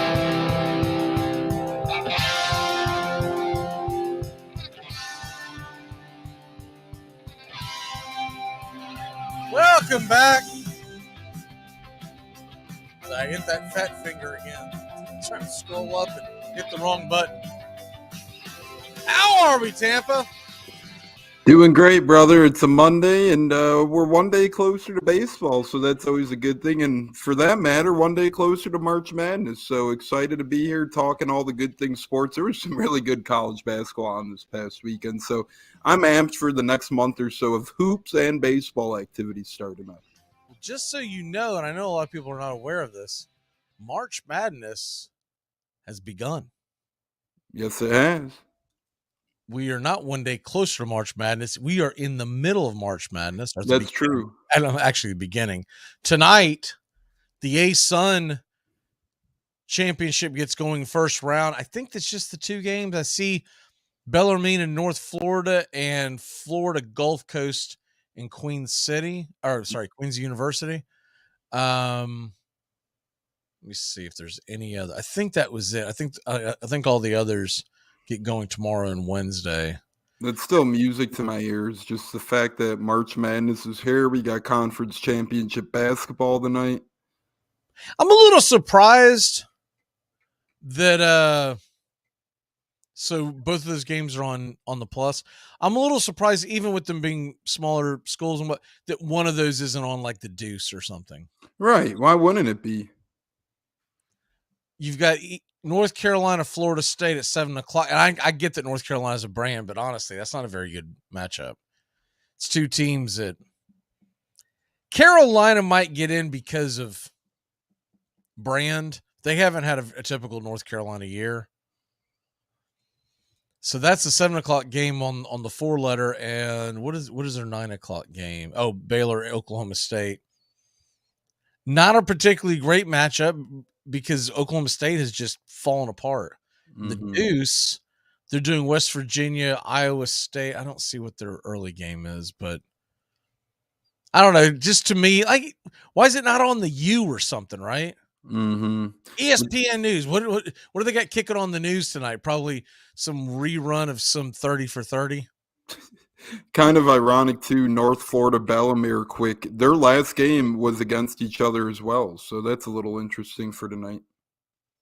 Yeah, I'm looking forward to it. I've already, you know me, I've already laid some hay on it.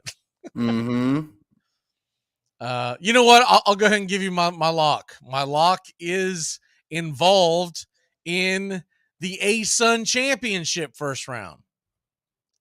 I am taking Queens University on the money line, -135. And yeah, that's where I'm at. I like it because Queens are, they're loyal. So I like that. I'll just I'll throw my lock in the hat then if you want right now too. Sure. Tonight, I'm rolling with, for my lock here, I'm actually going with the other game, the other little game. I'm going with North Florida over Bellarmine right now. So it's right around Bellarmine. I think that's how they pronounce it. At least that's how I've heard it several times. Bellarmine, that makes sense. They're right around the -142 mark on the money line. So that's who I'm rolling with, North Florida money line. That's a battle of titans. Let me tell you, 14-17 overall, 9-9 in the A-Sun. I was going to go with the Pelicans, but some injury news must have just happened because their money line just shot up from about -140 all the way to -177 tonight against the Magic at 8 Eastern in the past 5 minutes. So not sure what's going on there, but that made good old load management. Correct. You know it. And you know what I say to that? I load manage my fandom until playoffs. I did watch the Celtics Sixers game. I guess that was Saturday night. That was a fun game. Incredible ending. If you missed that, did you see the ending of this game? Didn't something happen where Embiid attempted a last shot and it was controversial or something like that? Yeah, so Tatum scored the last bucket. It was a tie game, and Tatum scored the last bucket. It was a 3, which he still drives me crazy, man. Like, he's going to have to eventually, one day, learn an inside game when the game's on the line. Mm-hmm. He just loves to take the shot. Look, I get that he's a good outside shooter. Common sense will tell you, if you take that thing to the rack with the game on the line, you're probably getting fouled. Mm-hmm. But anyways, he hits the 3. There was a little over a second left. They inbounded it to Embiid of all people. He does it. It was actually longer than a 3/4 shot. It was it was almost full court shot. He drains it, nothing but net, but he got it off right after the buzzer. And he knew He even walked off the court immediately because they go over to review it, and he's like, I didn't get it off. But I saw it. I was like, I thought we were going to overtime. Yeah, and that would. I mean, that's a playoff matchup right there. That's two of the best in the business. So you expect nothing less. And the controversy well, not controversy, but the buzzer beaters. Those are, they have NBA written all over. But you're right. Go to the hole. You're a big boy. The refs. I was dancing though, because someone may have had Celtics on the money line. I wonder who that might be. No. I saw your brother said he won $1,000 after losing a bunch of money, but he won $1,000 on the Florida State comeback. Yeah, he alleges that he had a nice little weekend with the money lines, and then we'll see if he has any of that money left or if he blew it all eventually. But yeah, he did. And I was actually going to take Florida State as well, but I was driving and I couldn't get to the dang spread in time. So he was lucky enough to have their money line. Yeah, did he do it pregame or did he do it when they were down by a ton? I think he did it when they. I think he did it. Wouldn't have mattered either way because they were a 21-point underdog anyway. So I don't know. I mean, there would have been a little bit of a difference, but I'm guessing he did it pregame. But that's one I'll have to ask him about to confirm. For folks that don't know what I'm talking about, Florida State was down 25 points at Miami, and it's the largest comeback in ACC history. 25 points for, 17, 18 minutes left in the game, whatever it was. And I just gotten done with the Braves broadcast, and I had it on, but I wasn't paying attention. I saw that it was a blowout, and I'm over here messing with the dogs and doing all kinds of stuff. And all of a sudden I come back in and I see that it's getting closer, and I'm setting up to be able to watch games at night. Like, we're doing stuff out on the porch out, and I keep coming back in and checking the scores. Like, man, are they leading? There's like 3 minutes left. I was like, this is getting insane. So then I had to watch like the last 2 minutes, and I was like, well, I got to be here for this. And much like the I think a lot of people saw the Arizona game where State beat them at the buzzer. It was much like that. FSU hits a half-court shot and drains it at the buzzer. What was funny, because I guess when they were down by a bunch, the Miami fans were giving Florida State the business. And when they walked off that, it wasn't quite a half-court shot, but it was a deep shot that FSU hit. The kid that hit the shot started mimicking the Miami fans, and he just started saying, go home, it's over, go home. Oh man, I love that. 4 in a row now on Miami's home court, so you can imagine it's a absolute it's pretty funny though, man, because FSU's terrible this year at basketball. Terrible. Yeah, and they were up and at them the past 4 to 5 years, you would say, is one of the better teams in college basketball. So you get your rebuilding years, though. It happens in college basketball. They had multiple first-round picks, Patrick Williams amongst others, so all their good guys are rebuilding. Well, it's more because they have, I think, 6 or 7 guys that are out for the season for injury. Oh wow, yeah, that's hard to overcome. Yeah, that's a tough one. So they and their biggest recruit that came in was suspended for like half the season because of some goofy NCAA rule. That, anyways, long story short, by the time he joined the team, the season was over. But anyways, enough of that. Let's get into some of the things going on in the world of baseball. First of all, have you had a chance to watch many games over the weekend? I watched a couple Cubs games, and it was refreshing, in and out of my mini road trip this weekend. I watched a couple Cubs games, and it felt good to watch Cubs baseball. Ian Happ's been swinging a good bat. Some pitchers are getting stretched out. Adrian Sampson got knocked around a little bit. So all that aside, it's just refreshing seeing the boys back on the diamond. What did you think of the pitch clock? I mean, I'm indifferent. You know, I'm for leaving the games natural if possible, but at the same time, some pitchers do take too long walking around kicking dirt and whatnot. So it'll take some getting used to. I think it could work, but be careful because right as soon as you're getting used to it, you're going to get some players that point to that to attribute to arm injuries and whatnot. So I don't know. I kind of like making the game quicker, but at the same time, I do hate messing with the time of the game. I'm indifferent right now. What say you? I think I got to get used to it. Look, all in all, I think it's a good thing because it's going to speed up the games and it's going to bring people whose attention spans. I'm not talking about the diehard fans like me. I'm going to watch a game no matter what. Same. And I enjoy them, and I actually enjoy the rhythm of a baseball game. But your average fan who only has X amount of time to maybe dip in and watch a ball game. One of the things that I think this is great for, and I really think I just don't understand what their thought process is, but Atlanta's got to change their start time. They've been going 7:20 for several years. Let's get it to 7:05, people. 7:10. I mean, if we're worried about time, what are we doing starting game 20 past the hour? Mm-hmm. And I don't want to hear any of that nonsense about the pregame show, blah-dity, blah-dity, blah. All right, but if you start the game at 7, you can do an hour pregame show. Right now they do a 50-minute pregame show from 6:30 to 7:20 on the, I guess it's Bally's or whatever they're going to call it going forward.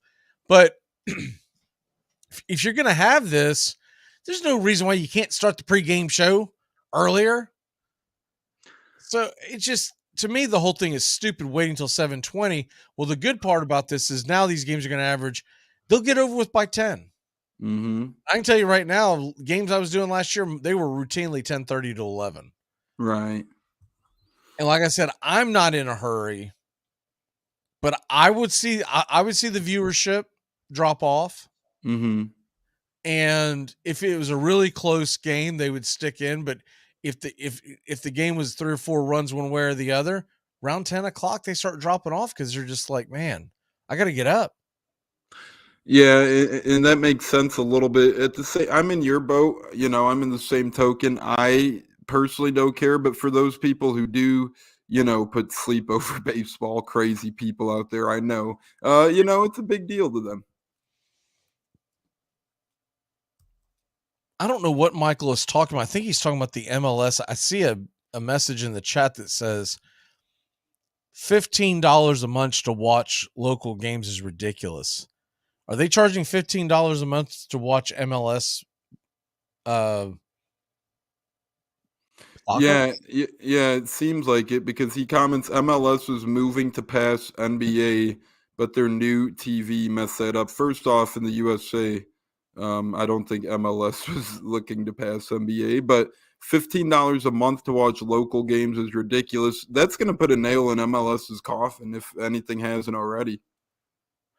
I don't know. I don't follow it enough to know. Are they not? I could have swore I saw MLS on some. Yeah, it was on FS1 the other night. Yeah, I could have sworn it was also on my local channel for our local team. He must be talking about being able to see every game. Yeah, that would make sense. Like your out of town games or whatnot, me being able to see. Maybe we'll get a clarification of this. The only thing I'm thinking is maybe they used to always give you your local games for free on whatever channel, and that channel no longer carries it, and now you have to buy a pass. I don't know. There's so much other sports going on. I've never gotten into MLS. I'll watch it if it's on, especially if it's towards the playoffs and it's a team that I'm like. If Atlanta's doing well, if Nashville is doing well, I'll pay attention. But that's about it. I've never gotten in the weeds with the MLS. Yeah, I hear you on that. I mean, I've never been to an MLS game, but I pay attention to. It's really long too. Yeah, it's too long. I mean, if it ain't the World Cup, it's hard for me to get into, quite frankly. Once in a while, I'll throw it on. Like you said, I'll throw some bets on the playoffs here and there, but, you know, it's a lot to get into. I don't know. I don't remember them starting in February, but man, I know in previous years they've lasted until November. Yeah, I don't remember them starting in February really much often. It's a little chilly out in some parts to do so. Like the Chicago team, it's cold. I can imagine out there playing. I would think they're on the road a lot in the early going. You have to be, right? It only makes sense. I mean, I don't think you could play a home game in this type of weather for Chicago. Personally, at least, especially with soccer. I mean, baseball, football, it's a little different. They're accustomed to it, but soccer, you know how that goes. I'm checking it right now to see if it's, man, they're still playing into October. And my word. All right, let me hit a random day in November. Doesn't say any games are scheduled, but deep into October, they are playing regular season games. That's ridiculous. And they just started the season. Yeah. Did you hear? This is a little interesting. Not to change topics too much, real quick about the NBA. It says the NBA could implement a target score for overtime games. So speaking of baseball speeding up the game, it seems like basketball might want to look into doing that as well with an overtime target score. So it looks like MLS plays until about October 10th-ish. They just started their regular. I'm assuming that was regular season. It was on TV. They just started their regular season in late February. That's ridiculous. Mm-hmm. I mean, you're talking about finishing your playoffs sometime in November. So basically, you've got January and February, or no, I'm sorry, December and January where there's no soccer. All right. Not a long off season. That's brutal. Yeah. I know. I'm assuming that they're like the other the leagues I've always paid attention to is like the English Premier.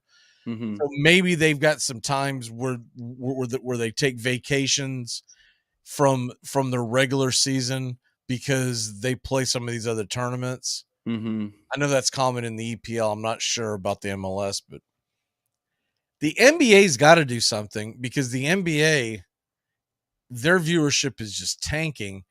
And now, I don't know what are you talking about? A target score? So like play to 21 or whatever?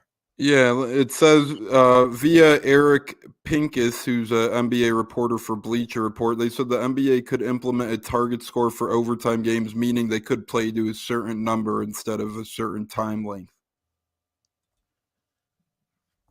Does he give any indication how many points? It doesn't say right now. It doesn't say any sort of indicator. If it's really low, it's going to feel like the NHL shootout. Mm-hmm. If it's too high, they may never get to it either. You know what's going to happen? You're going to get to overtime. Now, I'm hoping they don't do this in the playoffs, but you're going to get to overtime, and guys are going to be chucking threes because they're trying to hit that magic number. Yeah, that's a good point. I didn't even think about that, but you're going to see more threes shots for sure if that's the case. More 3-point shooters on the field, less big guys in overtime. I don't know if I don't know if I like that because to me it feels like a gimmick. Yeah, I don't like a target score personally either. If I'm letting that'd be like football, put in a target score of like 6 point, I guess technically, but it's annoying. If you're so worried about that, then just lower the time of the overtime. Correct. Make it a 3-minute overtime and call it a day. In regular season, yeah, just do a 3-minute overtime. That's all you need in modern day NBA. I mean, I seen the Clippers game last night. Their overtime against the Nuggets, they ended up losing by 10 in 5 minutes. You don't need 5 minutes to lose by 10. Make it 3 minutes. 5 minutes in the NBA overtime lasts about 3.5 hours. Heck, it's timeouts and fouls and everything else. Correct. You're not lying there. Unless it's a very early tip, I see an NBA overtime, man. I'm heading to bed. I'll catch that on the flip side. Exactly. Yeah, same here. I'm not gonna, unless it's my team. I'm not gonna, if it's that late, I'm out of here. Dodgers lead the Padres 2-1. That game is in the top of the 6th. Of course, these are all spring training games. What else do we have on? Oh, yeah, the DeGrom, Jacob DeGrom New York Post article. It's kind of nothing much to do about nothing, but basically he's trying to say that he thought he would be back. And the way he's spinning it, to me, makes it sound like that he's worried about the fans hating him, so he wants them to think that he wanted to come back and he just wasn't wanted. It's always something with these, big money guys, and when they leave a place, they're always saying how they feel some type of way. It's like, well, you left. It was ultimate, you know what I'm saying? It's like he left. Here's what happened. There's a lot of reports that came out not too long ago that when he signed the first deal of his free agency, shortly after that, people started getting much bigger deals. And there was a feeling in his camp that he got screwed, basically, right?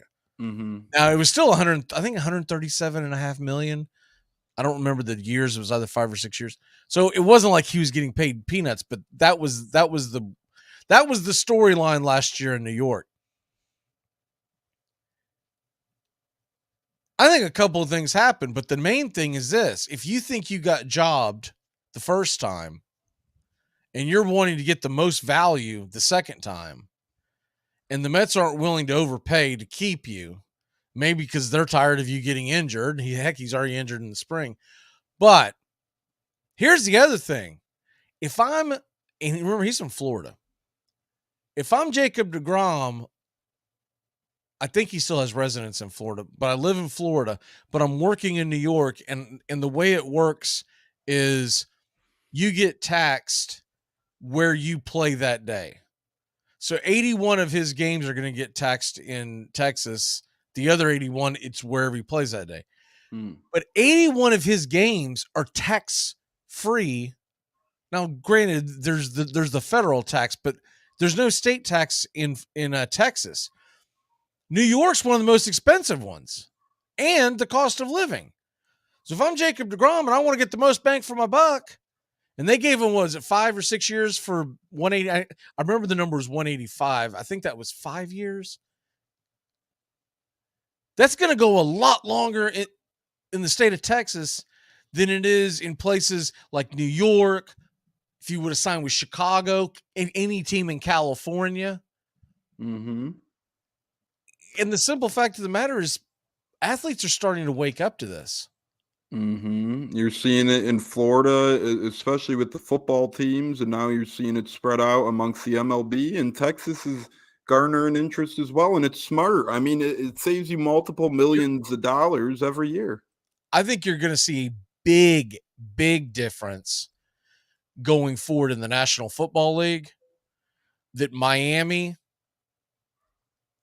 Jacksonville, Tampa Bay, Dallas, Houston, the more that money escalates, the more of a difference it makes in your pocket. Because in the NFL, you're talking about 8 or 9 games, right? We're not talking about 81. So 8 or 9 games. Mm-hmm. That makes a big difference. And then depending on what your schedule's like that year, you might be fortunate and play a game in Nashville where they don't have a state income tax. But you also might get screwed some year when you're playing the division that takes you into Minnesota and the Bears and all that. So it's just one of those things where they're eventually going to. So if fans get ticked off about it, the only thing they can do is put pressure on the lawmakers in their home state. Because other than that, I cannot fault a player from saying, I don't want to pay these taxes, man. I don't want to do it. Yeah, and I don't think, I think some people, they just have to realize it is what it is. I mean, states differ in various things. Some states do things better than others. And, if you could skeeve some taxes, why not? If you're a player, why not? It's not cheating. It's not a loophole. It's just the way of the road in some states. And, other states have other advantages like weather and whatnot. So when a guy like, pretty sure Maryland has it, when a guy like Lamar Jackson is looking at his options and trying to get traded away, maybe he picks Georgia because their state tax is a little lower than elsewhere, but maybe he wants to go to Miami. Maybe he wants to go to Houston. So all that comes into play. Just people don't talk about it, but all that comes into play. All right, we're going to take a real quick break. When we come back, we're going to finish this puppy off and talk about some college basketball, baby. March Madness officially begins tonight. Keep it locked in here on Braves Country and Braves Country HD, wherever you stream. Hey, sports fans. The Key has a brand new show. Braves Country is coming your way weekdays 3 p.m. Eastern to 5 p.m. Eastern. Drive time on WQEE. Braves Country is a Southern sports talk show with Mac McGee and the Armchair Quarterbacks. We'll be talking the Atlanta Braves and Major League Baseball, along with everything important to sports fans in Braves Country. The SEC, ACC, Big Ten, and the National Football League, and the big sports news of the day. That's Braves Country with Mac McGee and the Armchair Quarterbacks. Weekdays, 3 p.m. to 5 p.m. right here on WQEE, The Key, 99.1 FM, and simulcasting on youtube.com/@Braves Country.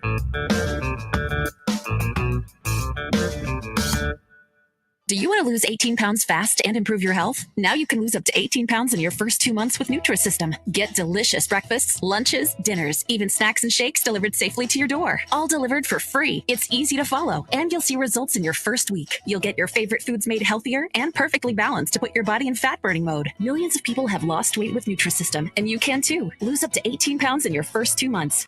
You get a whole lot of something with Farmers Policy Perks. So much, I'm going to have to speed things up.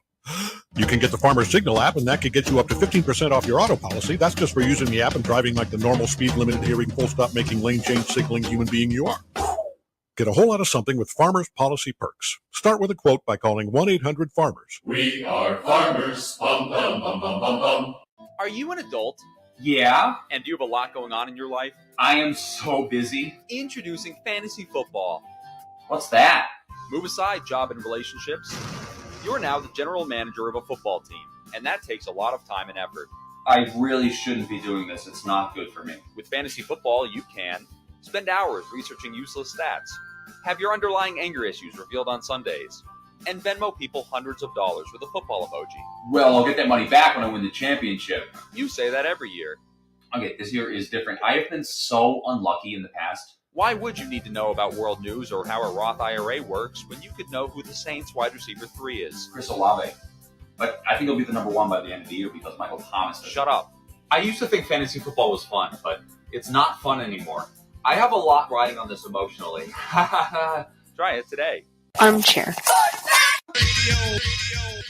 You're listening to WQEE 99.1 FM, The Key in Noonan, Georgia, home of Braves Country with Mac McGee and the Armchair Quarterbacks, weekdays, 3 p.m. Eastern to 5 p.m. Eastern, right here on The Key and youtube.com/Braves Country. Welcome back.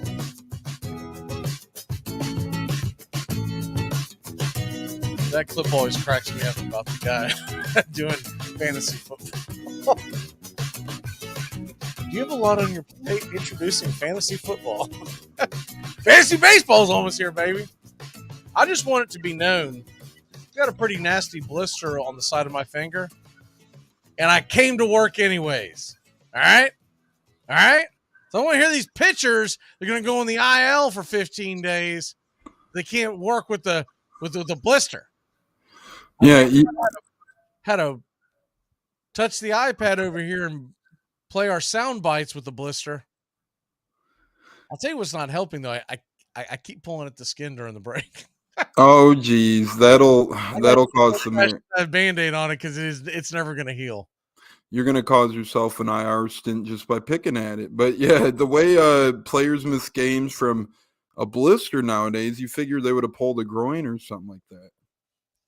I remember when that first started years ago and go, what a blister. And look, evidently, when you do get a blister on your finger, it does make it very difficult to throw. But you never heard of this.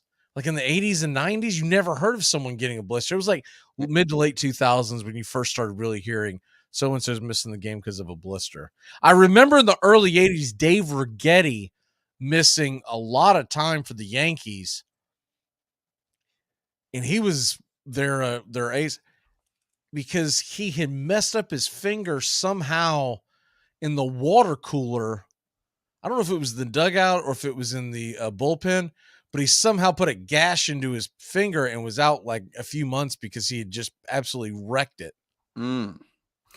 And you know what's going to happen with this new rule and all these blisters? In the short term, feel like more blisters might pile up. Some people might point to it. But in the long term, if they stick with the pitch clock rule and pitchers pitch quicker, they might get more accustomed to it. Like the old days, you didn't really see the Nolan Ryans and the Tom Seavers of the world, to build off your point. You didn't see guys like that missing much time due to injury, let alone a blister. So why? Because they rubbed dirt on it. Correct. I think, they're going to end up being accustomed put a little to it. Jack Daniels on it after the game. Yeah, put a little bourbon on that puppy. Let's go. If I say obscure or weird injury in sports, what's the first thing that comes to your mind? Sammy Sosa blowing out his back from sneezing. I almost forgot about that one. That's it. Okay, that's up there. How about you? If you had to pick one always comes to my mind. The other one, Vince Coleman of the Cardinals in the mid to late 80s, missed the rest of the playoffs because his leg got rolled up by the tarp. Oh. And I don't think it was better for him to have surgery, but it put him out. That just He was their leadoff hitter. He led the National League in stolen bases several years in a row. I mean, this was a big deal right before a playoff game. You hear this is long before Twitter, but you hear the report on TV and you're like, wait, what? What happened? Man, that just sounds painful, imagining that in my head. Yeah, that was back when St. Louis I can't remember if it was a home game or not, but St. Louis played on AstroTurf. It had something to do with his foot getting so. And I know it was on an AstroTurf field, but I can't remember if they were the home team or the road team. But something about his cleat getting stuck in the rug or something, and something happened, and it rolled up on him, and the rest is history. That coach couldn't have been too happy. No, that was old Whitey Herzog back in those days. Whitey ball, as they used to call it. Which honestly, we're getting more and more back to Whitey ball because you're going to have runners on the move. That's what this whole thing is about, is action. Because I know there's some people that think the home run is the most exciting play in sports, but the most exciting play in sports is that triple. Or going first to home to tie or win the game when they put a bullet in the gap. Or a guy going first to third on a single because he's on the move or just has wheels. With a bang play at third base or home plate, that's always exciting. We're just getting to the cream of this rising, but I think it's going to be huge when we get into the season. I just think you're going to see a much more enjoyable game. And even if you're listening on radio, you're not going to hear these long breaks. I'm going to tell you right now, man, I did that game Saturday, and I know you're planning on doing a game with me in April, right? Mm-hmm. I sent you that text, and it's real. You have got to practice before you come, because there is not this, you're not going to do, and the wind up in the pitch, and it's ball one, and then you have a chance to step in there and say something. Mm-hmm. It's bang, bang, bang, bang, bang. Man, I got to start practicing. I got to start doing my me-me's in the morning. I got to get the vocals ready and quickly. Yeah, well, it's more just realizing you watch any spring training game, right? Mm-hmm. Just pay attention to who's doing the play-by-play, and in between, how much time the color guy can jump in there and say something. And you won't see it as much on the television broadcasts, But man, you pay attention to it in the radio broadcast. Yeah, I haven't caught a Cubs game on the radio yet, so that's something definitely I'm gonna have to do. And they play. I think they're playing right now, so maybe on my way home after this, I'll check They've it got out. a double dip today. Split squad. They lead 8-. No, I'm sorry. They trail 8-3 in the top of the 6th against Cleveland. That's one of the games I have on, but I know they're playing another. I think they're tied 5-5 in the other one. I want to say. Okay. I'll pull it up here in 1 second. Says 0-0 in the 8th. Cubs. Oh no, yeah. You know what? It was 5-3 in the. It's confusing when I'm getting score notifications for both games. You're right. It's 0-0 and 8-3. It was 3-3 at one point in the. You're like, which one did I bet on? Yeah, well, either way, it's not looking too good at this point. I don't remember which split squad game I bet on. I love it though. Hey, it gives you more chance to get familiarized with the Cubs, but that's my apologies. It was 3-3. Now it's 8-3 in that one. And then the other one, yes, 0-0. Real quick on the scoreboard, Boston beat the Twins. I'm not going to rattle off all the scores. Rays dumped the Orioles 14-2. So, I mean, that was a thumping. But the big one, Atlanta wins 7-0, gets our first win of the spring against the Blue Jays. We're 1-1-1 now. And then you got the Rockies and A's 6-0 in the 6th. Brewers and Royals are going at it. Mariners, White Sox, Rangers and Reds, Giants versus Angels. All of those are in action, along with the Dodgers leading the Padres 3-1. And earlier today, Marlins over the Astros, Phillies over the Pirates. And trying to find, oh, there it is. Cardinals did hold on, beat the Mets 12-7. But most of these games, like I was speaking of earlier, Tones, if you're a fan and you're like, man, why didn't so-and-so play? Early part of the season, most of your stars don't make the road trip. They only play at home. Right. So, and not that you're going to get excited about the score anyways, it's a spring game, but I get more excited about seeing who played and how did they look and that kind of thing. Especially, I don't worry about the well-established guys. I'm more about the guys who are on the fringe. And I'll check the box score sometime to see if I even have, if I'm pressed for time and I don't have a chance to catch the whole game, I'll go into certain innings where I know certain pitchers may have pitched, right? Mm-hmm. But in a game like yesterday with Atlanta and the Yankees, Atlanta was on the road. I mean, it was the who's who of who's not that was in their pitching yesterday. I didn't even bother. Yeah. Some of those games get like that in the spring, especially the split squad ones. They get thin. College basketball tonight. I guess the big game, if there is a big game, quote unquote, it's Baylor, number 7 Baylor at Oklahoma State. That's the only ranked team in action tonight, number 7 Baylor.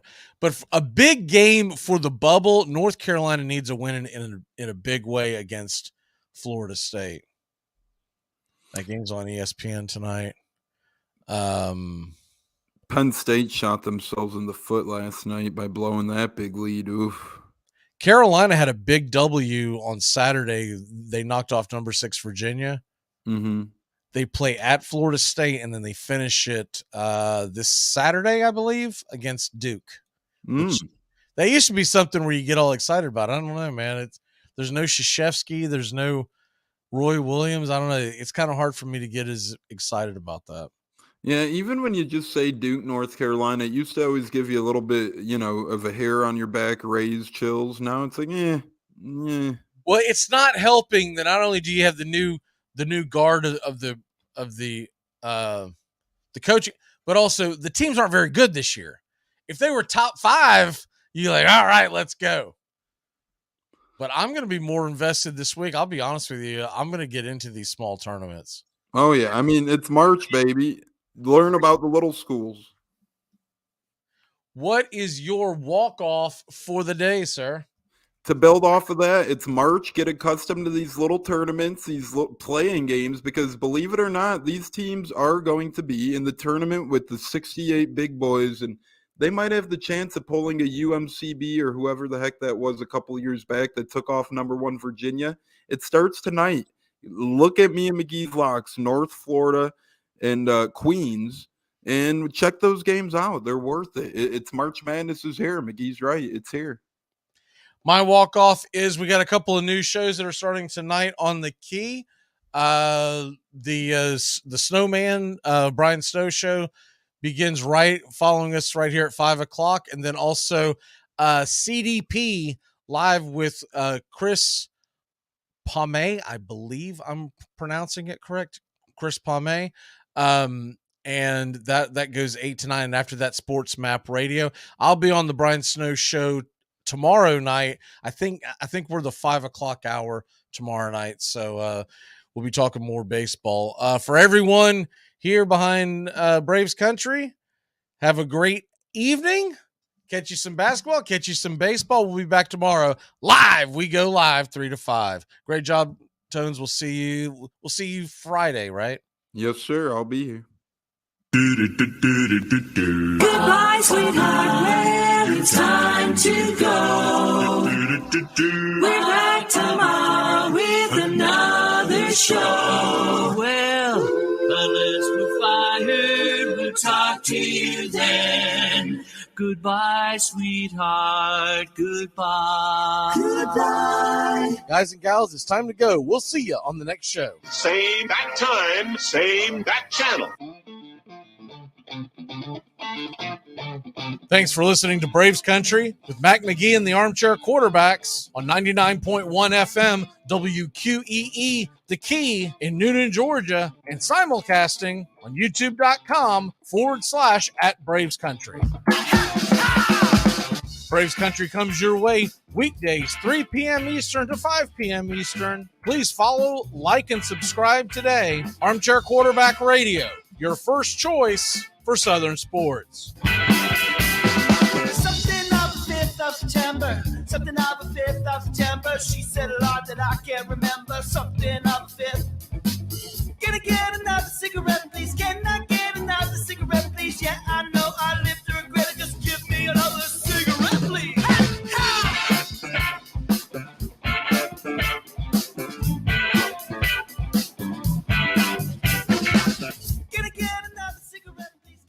You're listening to WQEE 99.1 FM, The Key in Noonan, Georgia.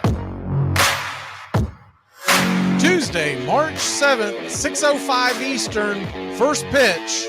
Braves Country is bringing you Atlanta Braves, Boston Red Sox, pitch by pitch, inning by inning, from Northport, Florida at Cool Today Park. Red Sox versus Braves broadcast will begin 6 Eastern. First pitch delivered by 6:05. Catch all the action right here. Make sure to like and subscribe. Braves Country HD, youtube.com/@Braves Country for Atlanta Braves baseball all year long.